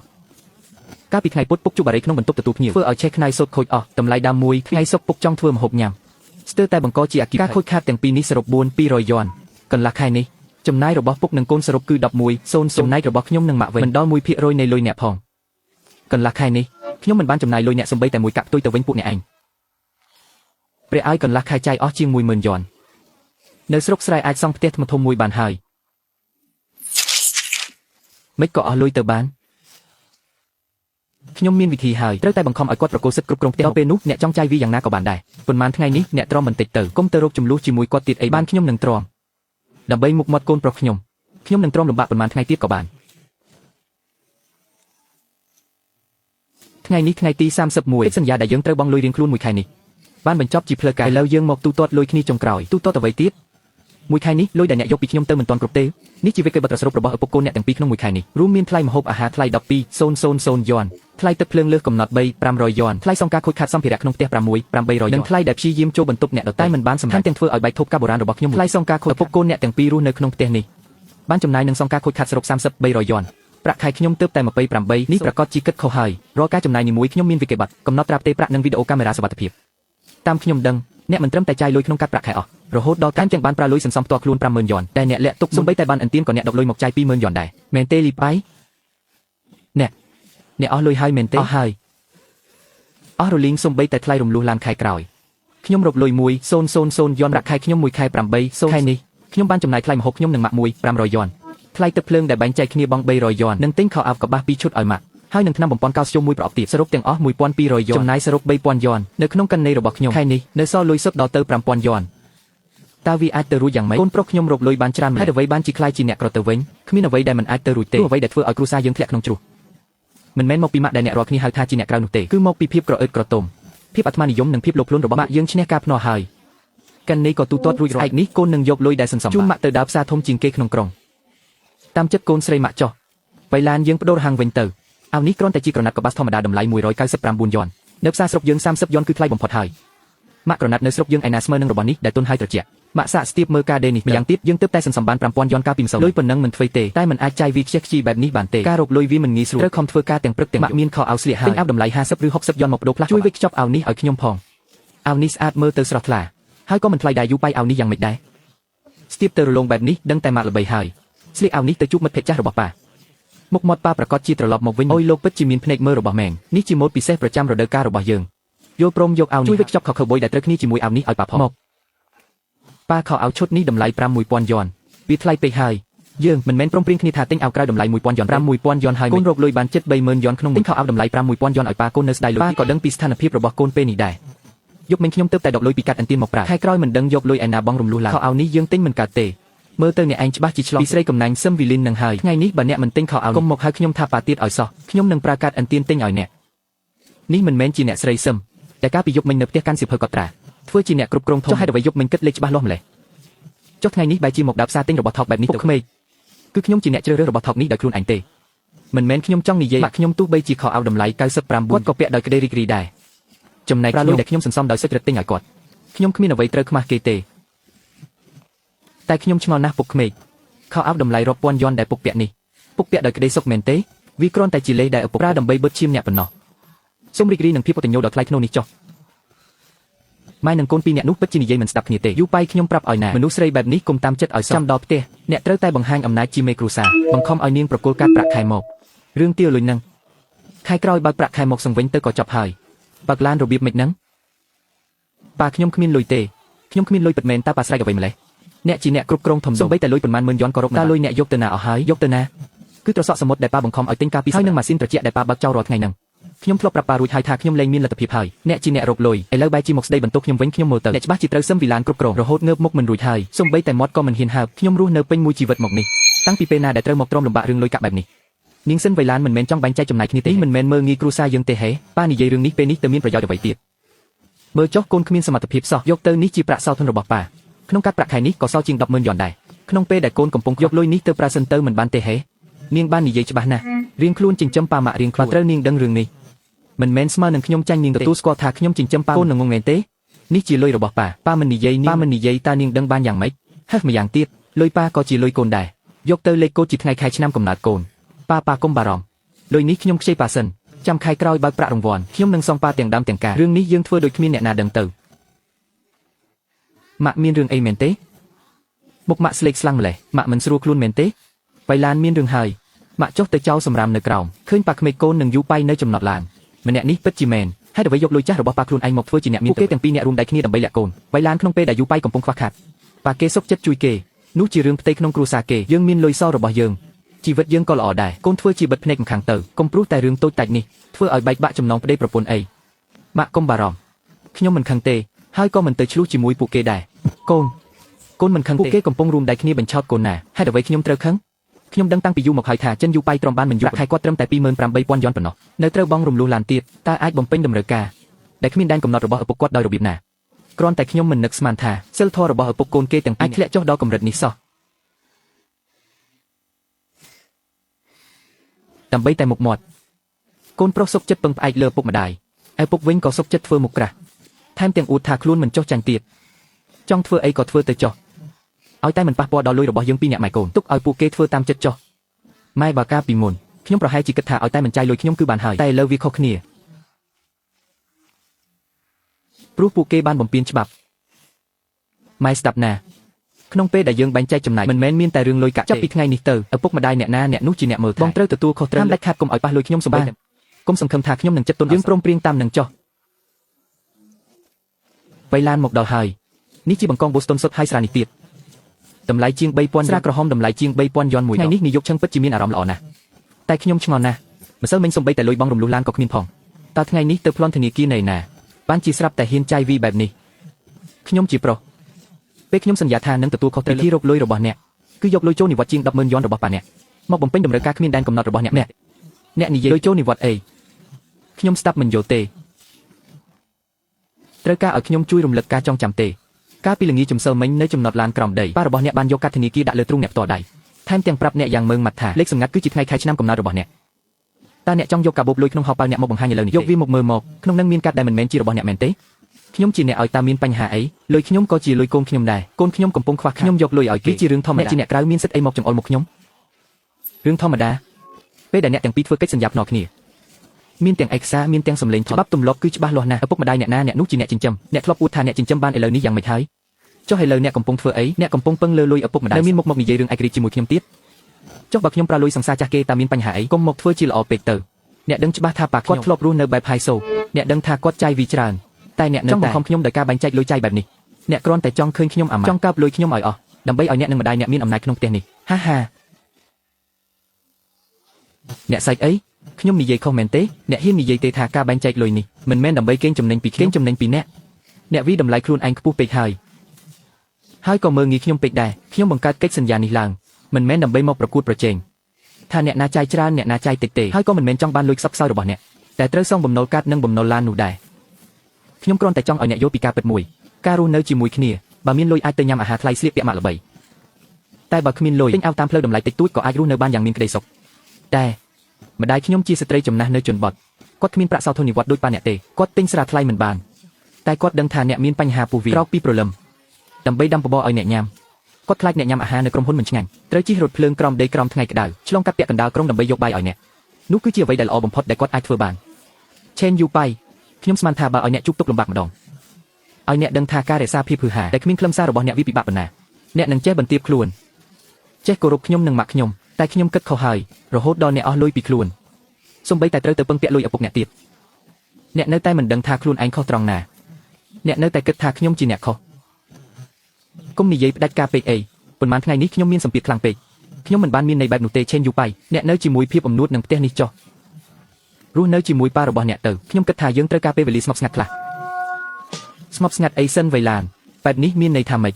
អ្នកចង់យកការលែងលះមកគំរាមខ្ញុំមែនទេមិនមែនជាការគំរាមទេគឺជាការជូនដំណឹងឆេនយូប៉ៃអាពាហ៍ពិពាហ៍តែចាំបាច់ត្រូវបន្តទៀតឬអត់ខ្ញុំគិតថាយើងគួរតែពិចារណាឡើងវិញប៉ុន្មានថ្ងៃនេះខ្ញុំនឹងនាំម៉ាក់ខ្ញុំរត់ចេញទៅនៅខាងក្រៅរើចេញក៏ល្អ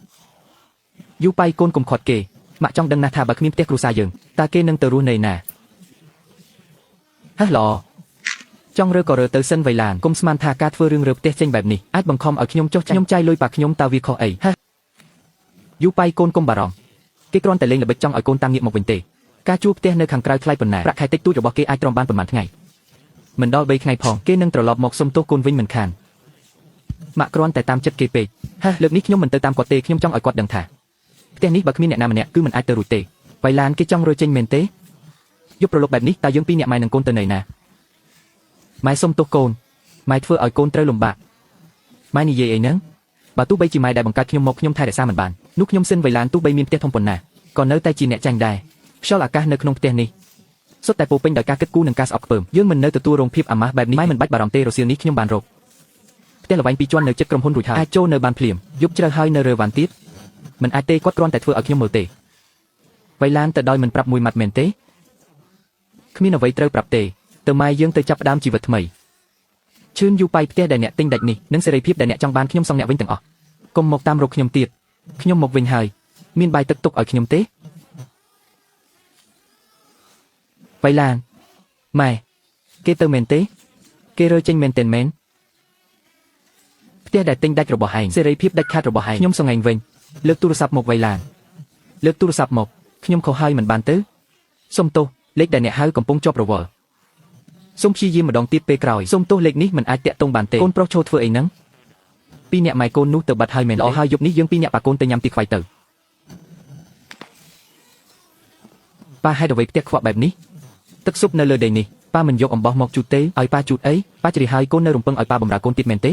េពីមុនមកការងារក្នុងផ្ទះនេះមិនមែនម៉ែក្មេកកូនជាអ្នករៀបចំទេថ្ងៃនេះប៉ាបានកុំមងអាហារកុំមងអីអាហារដែលកូនទិញឲ្យប៉ាកាលពីម្សិលមិញនោះវាអីទៅសាច់សុទ្ធតែខ្លាញ់អត់មានសាច់ល្អសំបីមានតែខ្លាញ់សុទ្ធនឹ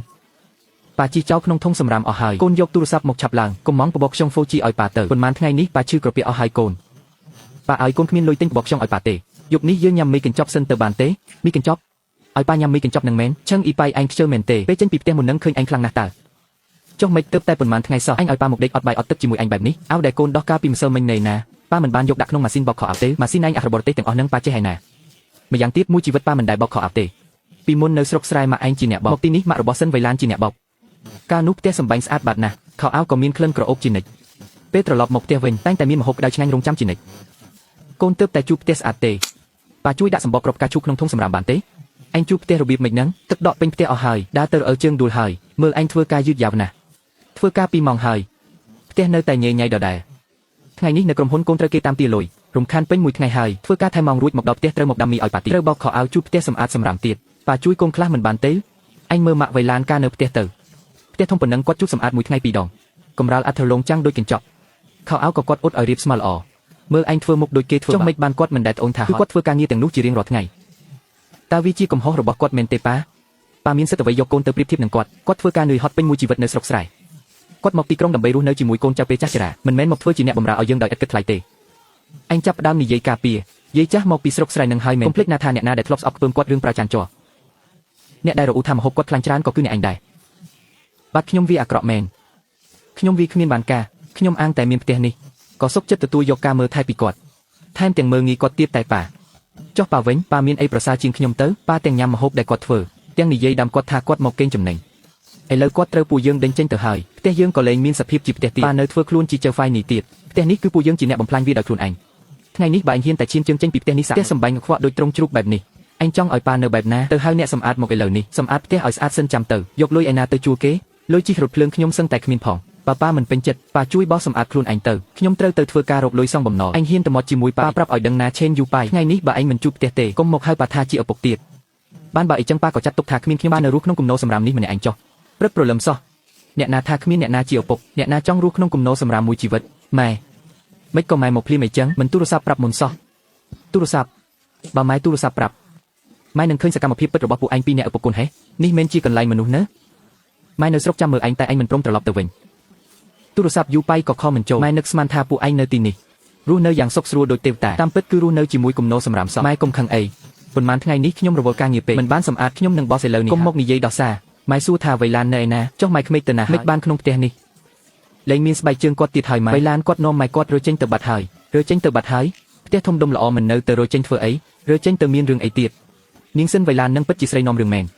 ម៉ែគាត់មកពីស្រុកស្រែមកនៅស៊ីផឹកឥតគិតថ្លៃមិនថាទេថែមទាំងមើងងាយគ្រួសារយើងទៀតចង់មកបែងចែកលុយចាយជាមួយខ្ញុំទៀតបើកម៉ាស៊ីនត្រជាក់ឲ្យគាត់ក៏គាត់គិតថ្លៃភ្លើងដែរយូប៉ៃគ្រាន់តែនិយាយស្ដីគាត់ពីម៉ាត់គាត់ក៏ខឹងរើផ្ទះចេញទៅបាត់ស្រីមិនស្គាល់ខុសត្រូវបែបនេះម៉ែវាឯងនឹងហើយឯងស្មានថាម៉ែជាក្មេង3ឆ្នាំដែលឯងបោកបានមែនម៉ែជាម្ដាយក្មេងម៉ែមិនដឹងរឿងទេគេជាមនុស្សមានហេតុផលជាកូនស្រីល្អចេះយកចិត្តបើមិនមែនព្រោះតែពួកឯងពីរនាក់ឪពុកគេមិនរើផ្ទះចេញទាំងយប់បែបនេះទេគាត់មកបែងចែកលុយជាមួយខ្ញុំវាដូចជាផ្ទះមុខខ្ញុំមកនៅផ្ទះកូនដើម្បីសុខស្រួលហេតុអីត្រូវមកមើលមុខគាត់ទៀតមកនៅផ្ទះកូនឯងស្មានថាឯងជាស្ដេចមែនទេម៉ែក្មេងគេមកពីឆ្ងាយគាត់ធ្វើការងារផ្ទះឲ្យពួកឯងដោយមិនយកបោកខោអាវដាំបាយឲ្យពួកឯងវិញបានតែស៊ីហើយបែរជាមកជេរគេទៅវិញគំនិតប្រកាន់ប្រុសធំរបស់ឯងនេះហើយដែលបំចោះឯងវិញឆេងយូប៉ៃឯងរៀនសូត្របានច្រើនណាស់តែមិនដឹងរៀនទៅណាអស់ទេម៉ែខ្ញុំទ្រាំលេងបានហើយផ្ទះនេះខ្ញុំជាអ្នកទិញដាច់ខ្ញុំមិនដែលគិតចង់ដេញគេចេញទេគឺវៃឡានទេដែលចេះតែគិតច្រើនដែលឯងទិញផ្ទះបានគឺព្រោះតែវៃឡានគេអាណិតឯងគេយកចិត្តគ្រួសារយើងគេមិនបានទីថ្លៃទឹកដោះសំបីតែមួយកាក់ពេលរៀបការជាមួយឯងគេស្រឡាញ់ឯងព្រោះតែខ្លួនឯងនឹងឯងពួកឯងឪពុកកូនចេះតែមើលឥឡូវនេះហើយគេខឹងរើចេញទៅបាត់ហើយពួកឯងមើលចុះជីវិតពួកឯងសប្តាហ៍ថ្ងៃនេះវាទៅជាយ៉ាងណា ឥឡូវបានការហើយគេខឹងអ្នកទាំងអស់គ្នាហើយបានជាគេដែលចេះអ្នកទាំងអស់គ្នាសាកល្បងពិនិត្យមើលទៅថាតើជីវិតដែលអ្នកឃើញសំបីតែបាយក្តៅមួយពេលក៏គ្មានឱកាសបានញ៉ាំដែរពួកអ្នកមិនមែនសុទ្ធតែខ្ពង់ខ្ពស់ពួកអ្នកមិនមែនសុទ្ធតែមានសេចក្តីថ្លៃថ្នូរទេខ្ញុំប្រាប់ឲ្យដឹងចុះអ្នកមិនចេះស្រឡាញ់គេក៏នៅមានអ្នកដទៃទៀតចង់បានគេដែរបើកូនធ្វើឲ្យវៃឡានបាត់បង់ទៅហើយនោះគុំសង្ឃឹមថាជាតិនឹងរកឃើញទៀតឲ្យសោះមនុស្សដែលស្មោះត្រង់នឹងកូនខ្លាំងម្ល៉េះគេជាអ្នកចង់ទៅខ្លួនតែឲ្យខ្ញុំទៅអង្វរគេឲ្យត្រឡប់មកវិញមែនទេខ្ញុំក៏មិនបានធ្វើអ្វីខុសដែរគេរស់នៅក្នុងផ្ទះរបស់ខ្ញុំធ្វើការងារផ្ទះបន្តិចបន្តួចវាមានបញ្ហាអីវាជារឿងធម្មតាដែលគេត្រូវធ្វើរឿងធម្មតាកូនយកមុខមាត់ឯណាទៅនិយាយពាក្យណាម្ដាយក្មេកគេទៅតែបាត់បង់ប្តីគេមានកូនស្រីតែម្នាក់គត់មិនឲ្យគេមកនៅជាមួយកូនស្រីតែឲ្យគេទៅនៅផ្ទះនេះជាលុយរបស់គ្រួសារយើងទិញទាំងស្រុងគាត់មិនបានចេញលុយមួយសេនផងក៏បានមករស់នៅដែរគាត់ត្រូវតែគោរពតាមច្បាប់គ្រួសារយើងខ្ញុំឲ្យគាត់បោះផ្ទះដាំបាយវាជារឿងដែលខ្ញុំផ្ដល់កិត្តិយសឲ្យគាត់ហើយឈប់យកផ្ទះនេះមកនិយាយទៀតទៅពេលដែលឈឹងយូប៉ៃទៅចាប់ដើមរកស៊ីដំបងពេលដែលដាច់លុយរកស៊ីតើអ្នកណាដែលរត់ទៅខ្ចីលុយផ្ទះម្ដាយខ្លួនឯងទាំងយប់ដើម្បីជួយឲ្យគេឆ្លងផុតគ្រាលំបាកគឺវៃឡាននឹងហើយខ្ញុំក៏ជាស្រីម្នាក់ដែរខ្ញុំក៏ធ្លាប់ឆ្លងកាត់ជីវិតជាកូនប្រសារគេដែរកាលពីមុនម្ដាយកូនធ្វើបាបខ្ញុំយ៉ាងណាកូនភ្លេចអស់ហើយមែនទេចេះគិតពីចិត្តគេចិត្តយើងខ្លះទៅជាខ្ញុំវិញត្រូវឪពុកក្មេកបង្ខំឲ្យហូបបាយក្នុងប្រអប់ជាប់ត្រូវប្តីប្រកាន់រឿងលុយកាក់ដូចចោលខ្ញុំមិនត្រឹមតែទៅបាត់ទេមុននឹងទៅខ្ញុំនឹងវិផ្ទះនេះឲ្យខ្ទេចទៀតផងគាត់ភ្លុកខ្ញុំចោលហើយសូម្បីតែគាត់នៅឯណាក៏ខ្ញុំលើកនេះគាត់ប្រកាសជាចង់លេងលេះជាមួយខ្ញុំពិតមែនហើយទើបតែដឹងខ្លួនថាចង់យំឥឡូវនេះចុះកាលពីមុនទៅណាពួកអ្នកឪពុកកូនមិនហ៊ានចុះចាញ់គេមែនទេខ្ញុំហ៊ានចុះចាញ់រឿងដែលគ្រួសារយើងបង្កឡើងខ្ញុំនឹងទៅដោះស្រាយដោយខ្លួនឯងយាយឯងចង់ធ្វើអីខ្ញុំនឹងទៅរកមិត្តភក្តិជិតស្និទ្ធរបស់វៃឡានឈ្មោះស៊ីវយ៉ាទោះបីជាខ្ញុំត្រូវបាត់បង់មុខមាត់ក៏ដោយក៏ខ្ញុំត្រូវតែរកកន្លែងស្នាក់នៅរបស់ពួកគេឲ្យឃើញដែរមកដល់ហើយអ្នកណាគេនឹងមកពីព្រលឹមម្ល៉េះអ្នកស្រីហេតុអ្វីបានជាអ្នកស្រីមិនមែនមកតាមពាក្យប្តីខ្ញុំទេខ្ញុំមកដោយខ្លួនឯងខ្ញុំទើបតែមកពីស្រុកកំណើតកាលពីម្សិលមិញខ្ញុំដឹងរឿងអស់ហើយអាមនុស្សពីរនាក់នោះធ្វើរឿងមិនគួរឲ្យជឿសោះក្នុងចិត្តខ្ញុំមានអារម្មណ៍ថាខុសខ្លាំងណាស់អ្នកស្រីកុំធ្វើបែបនេះអីឈប់ទៅចូលក្នុងផ្ទះសិនទៅចាំនិយាយគ្នាបងស្រីអ្នកត្រូវរងទុក្ខច្រើនណាស់អ្នកមើលថែផ្ទះបានល្អណាស់ហើយអប់រំកូនបានល្អទៀតគឺគ្រួសារយើងទេដែលគ្មានសំណាងគឺឪពុកកូនពីរនាក់នោះទេដែលមិនសមនឹងអ្នករឿងវាចប់ហើយឥឡូវខ្ញុំរស់នៅទីនេះមានក្តីសុខណាស់មិនបាច់ខ្វល់ពីទឹកមុខអ្នកណាក៏មិនបាច់ខ្លាចជន់កំរើព្រំថ្លៃរបស់គេដែរលុយដែលរកបានគឺគ្រប់គ្រាន់សម្រាប់ពួកយើងរស់នៅម៉ាក់អាវសូត្រពណ៌របស់កូនម៉ាក់បានអ៊ុតឲ្យកូនទេថ្ងៃនេះកូនមានភ្ញៀវសំខាន់ត្រូវជួបម៉ាក់ក្មេកម៉ាក់មកធ្វើអ្វីនេះជាល្បិចថ្មីរបស់ប្តីកូនមែនទេឲ្យម៉ាក់មកនិយាយជំនួសគាត់កូនគិតថាម៉ាក់ជាមនុស្សបែបណាម៉ាក់មិនមែនមកនិយាយជំនួសអាមនុស្សអាក្រក់នោះទេម៉ាក់ក្មេកលែងដៃសិនទៅបើថ្ងៃនេះម៉ាក់លែងគ្រួសារយើងនឹងបាត់បង់កូនប្រសើរល្អដូចជាកូនពិតមែនហើយកូនឲ្យម៉ាក់សុំទោសគឺម៉ាក់អប់រំកូនមិនបានល្អទើបបានជាប្តីកូនខ្លាចជាមនុស្សអាត្មានិយមមិនស្គាល់ខុសត្រូវបែបនេះឪពុករបស់គេក៏មិនមែនមនុស្សល្អដែរឪពុកកូនពីរនាក់នោះមានតែផ្ទះចាស់មួយតែហ៊ានធ្វើអំនួតដាក់គេធ្វើឲ្យកូននិងម៉ាក់ត្រូវរងទុក្ខខ្លាំងណាស់កាលពីម្សិលមិញនៅផ្ទះម៉ាក់បានជេរពួកវាទាំងពីរនាក់បែកផ្សែងអស់ហើយរឿងនេះគឺសុទ្ធតែជាកំហុសរបស់គ្រួសារយើងទាំងអស់អ្នកម៉ាក់បានអប់រំកូនស្រីបានល្អណាស់ដែលមកចូលគ្រួសារយើងអ្នកម៉ាក់ខំធ្វើដំណើរផ្លូវឆ្ងាយមកទីក្រុងដើម្បីមើលថែពួកគេបែរជាប្រើអ្នកម៉ាក់ដូចជាអ្នកបម្រើទៅវិញវាជាកំហុសរបស់គ្រួសារយើងដែលគ្មានចិត្តមេត្តាគ្រួសារយើងពិតជាមានទោសចំពោះអ្នកម៉ាក់ខ្លាំងណាស់ឲ្យស៊ូបលីឲ្យអ្នកម៉ាក់កុំធ្វើបែបនេះអីខ្ញុំពិតជាមិនហ៊ានរកឡើងយើងសុទ្ធតែជាគ្រួសារតែរស់នៅជាមួយគ្នាមិនអាចជៀសផុតពីការរកម្មរកូសក្នុងជីវិតគ្រួសារជារឿងធម្មតាទេខ្ញុំនឹងស្វាមីមិនអីទេកុំគិតច្រើនពេកអីមិនបាច់ដាក់ក្នុងចិត្តទេឲ្យតែវៃឡាននិងយូប៉ៃរស់នៅមានសុភមង្គលទៅបានហើយអ្នកម៉ាក់និយាយត្រូវហើយយើងជាគ្រួសារតែមួយវៃឡានក្នុងពេលដែលម៉ាក់ឯងមិនប្រកាន់ហើយកូនក៏គួរតែឈប់ខឹងដែរទៅស្ដាប់ម៉ាក់ទៅកន្លែងជួននេះតូចចង្អៀតណាស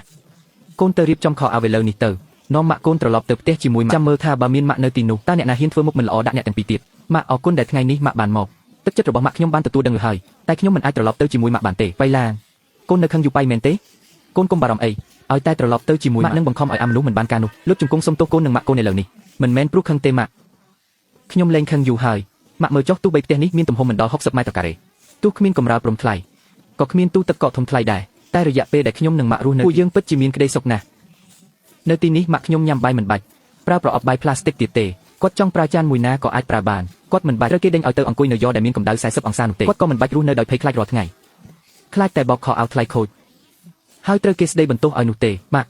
ពួកយើងរស់នៅទីនេះមិនបាច់ខ្វល់ពីទឹកមុខអ្នកណាទាំងអស់មិនចាំបាច់រស់នៅដោយភ័យខ្លាចទៀតទេភាពកក់ក្ដៅបែបនេះផ្ទះទំហំ150ម៉ែត្រការ៉េរបស់ឈឹងយូប៉ៃមិនអាចផ្ដល់ឲ្យខ្ញុំបានឡើយអ្នកម៉ាក់កុំភ្លេចថាខ្ញុំជាកូនប្រសារអាពីពីជារឿងរបស់ខ្ញុំនិងឈឹងយូប៉ៃពីរនាក់អ្នកម៉ាក់អាចបង្ខំឲ្យគាត់សុំទោសខ្ញុំបានអាចបង្ខំឲ្យគាត់ចុះចាញ់បានតែអ្នកម៉ាក់មិនអាចកែប្រែភាពក្រអឺតក្រទុំក្នុងខ្លួនគាត់បានបើអ្នកដែលខុសមិនដឹងខ្លួនថាខុសទោះថ្ងៃនេះខ្ញុំត្រឡប់ទៅជាមួយអ្នកម៉ាក់ថ្ងៃស្អែកឬថ្ងៃបន្ទាប់ការមើលងាយទាំងនោះវានឹងកាត់ឡើងវិញដដែលខ្ញុំមិនឲ្យម៉ាក់ខ្ញុំត្រឡប់ទៅធ្វើជាអ្នកបម្រើថ្លៃទៀតទេដូច្នេះមុនពេលដែលឈឹងចេះគោរពអ្នកដទៃឲ្យបានពិតប្រាកដខ្ញុំមិនទៅណាទាំងនោះម៉ាក់ចុះវៃឡានទៅណាគាត់មិនបានត្រឡប់មកជាមួយម៉ាក់គាត់កំពុងរងចាំឲ្យខ្ញុំទៅទទួលនៅខាងក្រៅគាត់មិនព្រមត្រឡប់មកវិញទេគេមានហេតុផលអ្វីត្រូវត្រឡប់មកវិញគុំស្មានថាផ្ទះចាស់នេះជាព្រះរាជវាំងឬតែគេចង់តម្រង់ជួចូលមកម៉ាក់ខ្ញុំដឹងថាខ្ញុំខុសហើយ តែគាត់នៅតែមិនព្រមអភ័យទោសគេនិយាយថាទោះបីកន្លែងនោះមានតែ60ម៉ែត្រមិនមានសាឡុងស្បែកឬកម្រាលព្រំថ្លៃដូចផ្ទះយើងតែនៅទីនោះមិនបាច់មើលមុខឪពុកកូនអ្នកទាំងពីរមិនបាច់ខ្លាចត្រូវគេស្ដីបន្ទោសរឿងបោកខោអាវមិនបាច់ត្រូវគេដេញឲ្យទៅដេកនៅយកផ្ទះពេលក្តៅខ្លាំងគេរស់នៅទីនោះមានក្តីសុខណាស់សប្បាយចិត្តណាស់គាត់និយាយបែបនេះមែនទេឈឹងយូប៉ៃស្ដាប់មកឲ្យច្បាស់ពេលណាដែលកូនកាច់ក្រិតក្រអឺតក្រទុំរបស់កូនបានដោយស្មោះត្រង់ដឹងថាខ្លួនឯងខុសត្រង់ណាស់ពេលណាដែលកូនចេះឲ្យតម្លៃគេសឹមទៅទទួលគេមកវិញបើមិនដូច្នោះទេកុំថាឡើយវៃឡានសូម្បីតែម៉ាក់ក៏គិតថាកូនមិនដឹងគេដែរថ្ងៃនេះម៉ាក់សុកចិត្តលះបង់មុខមាត់ចាស់នេះហើយបើមិនឃើញកូនកាយខ្លួនពិតប្រាកដទេកុំមកជួបខ្ញុំគ្មានមុខទៅជួបគេទៀតទេចេញយាយបីចាប់ពីពេលនេះទៅកន្លែងណាដែលមានអូនកន្លែងនោះគឺជាផ្ទះបងជឿជាក់លើអូនតើឯងបានធ្វើអ្វីខ្លះទៅនឹងស្រីម្នាក់ដែលក្នុងភ្នែកមានតែឯងបានបណ្ដេញគេចេញដោយដៃខ្លួនឯងខ្ញុំពិតជាមិនមែនជាមនុស្សល្អមែនវីឡានខ្ញុំសុំទោសខ្ញុំស្ដាយក្រោយខ្លាំងណាស់វីឡានអើយឆ្អិនល្មមហើយតាម10នាទីទៀតគឺបានហើយម៉ាក់តាម៉ាក់បានស្រុះកំពុងរក្សាកម្ដៅហើយថ្ងៃនេះមានគេកំងច្រើនណាស់កំងឈុតអាហារសុខភាពដល់ទៅ30ឈុតស្រុះរួចរាល់ហើយមិននឹកស្មានថាស្នាដៃចំអិនរបស់ម៉ាក់នៅតែមានអ្នកចូលចិត្តច្រើនក្នុងក្រុងបែបនេះប៉ុន្មានថ្ងៃនេះដែលខ្ញុំចង់ទុនអស់ហើយនោះក៏ព្រោះតែបបដែលម៉ាក់ដាំគឺសុទ្ធតែគ្រឿងផ្សំល្អកូនបានប្រាប់ម៉ាក់ហើយហាងបាយយើងនេះគឺផ្ដោតលើរសជាតិផ្ទះនិងអាហារសុខភាពសម្រាប់អ្នកធ្វើការដែលធន់នឹងអាហារកំងត្រជាក់វាប្រសើរជាងការទៅធ្វើការឲ្យគេច្រើនណាស់មកហើយភ្លើងនេះហេតុអ្វីពិបាកដុតម្លេះពណ៌ខៀវប្រផេះតើអូនទៅណាហើយអូហូបបរនេះឆ្ងាញ់ខ្លាំងណាស់លោកឆេងសាកល្បងបន្តិចទៅនេះជាអ្វីហាងបាយបើកថ្មីក្នុងផ្លូវតូចក្បែរក្រុមហ៊ុនយើងឈ្មោះហាងលេនីបបរគ្រាប់ជូករបស់គេគឺលេខ1រសជាតិដូចម៉ាក់ធ្វើឲ្យញ៉ាំនៅផ្ទះអញ្ចឹងទាំងឆ្ងាញ់ទាំងល្អចំពោះសុខភាពប៉ុន្មានថ្ងៃនេះនាយកដ្ឋានយើងញៀននឹងហាងនេះខ្លាំងណាស់ទីតាំងនៅឯណាផ្ញើមកឲ្យខ្ញុំបងអ្នកដឹកជញ្ជូនក្នុងនេះមានសុខក្តៅជីយឺតបន្តិចណាកុំឲ្យវាហៀអរគុណច្រើនខ្ញុំនឹងប្រយ័ត្នហាងឲ្យហាងអ្នកវិខ្ចប់បានរឹងមាំល្អណាស់តើពេលគ្មានខ្ញុំគេរស់នៅសប្បាយរីករាយដល់ថ្នាក់នេះមែនទេជំរាបសួរអ្នកស្រីឆេនខ្ញុំមកពីផ្នែករដ្ឋបាលក្រុមហ៊ុនជួងកាលពីម្សិលមិញបានញ៉ាំអាហារហាងអ្នកហើយកាយយើងពេញចិត្តខ្លាំងណាស់សួស្ដីតាមមកចរចាពីរឿងកំងអាហារជាក្រុមមែនទេមែនហើយក្រុមហ៊ុនយើងត្រូវការអាហារថ្ងៃត្រង់ប្រហែល50នាក់ខ្ញុំបារម្ភថាផលិតកម្មអ្នកមិនទាន់នឹងតម្រូវការទេចុះរឿងតម្លៃវិញតើអាចបញ្ចុះបានទៀតទេរឿងផលិតកម្មលោកកុំបារម្ភអីពួកយើងបានជួលតូបក្បែរនេះរួចហើយកំពុងរៀបចំពង្រីកផ្ទះបាយចំណែករឿងតម្លៃវិញគ្រឿងផ្សំរបស់យើងសុទ្ធតែទិញថ្មីរាល់ថ្ងៃថ្លៃដើមវាខ្ពស់ណាស់តែបើលោកព្រមចុះកិច្ចសន្យាវែងឆ្ងាយពួកយើងនឹងថែមជូនតែសុខភាពរាល់រសៀលលោកយល់យ៉ាងណាដែរអ្នកនាងសិនពិតជាចិត្តទូលីមែនបានខ្ញុំនឹងយកសំណើនេះទៅរាយការណ៍ជូនថៅកែរសៀលនេះខ្ញុំនឹងផ្ដល់ចម្លើយខ្ញុំមិនអាចបាត់បង់នាងបានទេលោកលីបដូរអ្នកផ្គត់ផ្គង់អាហារថ្ងៃត្រង់ចាស់ចេញទៅបដូរចេញចុះលោកប្រធានចង់យកកន្លែងណាទៅរកហាងតូចមួយនៅមាត់ច្រកផ្លូវឈ្មោះឡានអេស៊ីវឆាវប្រាប់គេក្រុមហ៊ុនយើងចង់កំងអាហារ200តែចុះកិច្ចសន្យាឲ្យបានទោះត្រូវចំណាយប៉ុន្មានក៏ដោយចាប់តាំងពីខ្ញុំមកអ្នកស្គមចុះច្រើនណាស់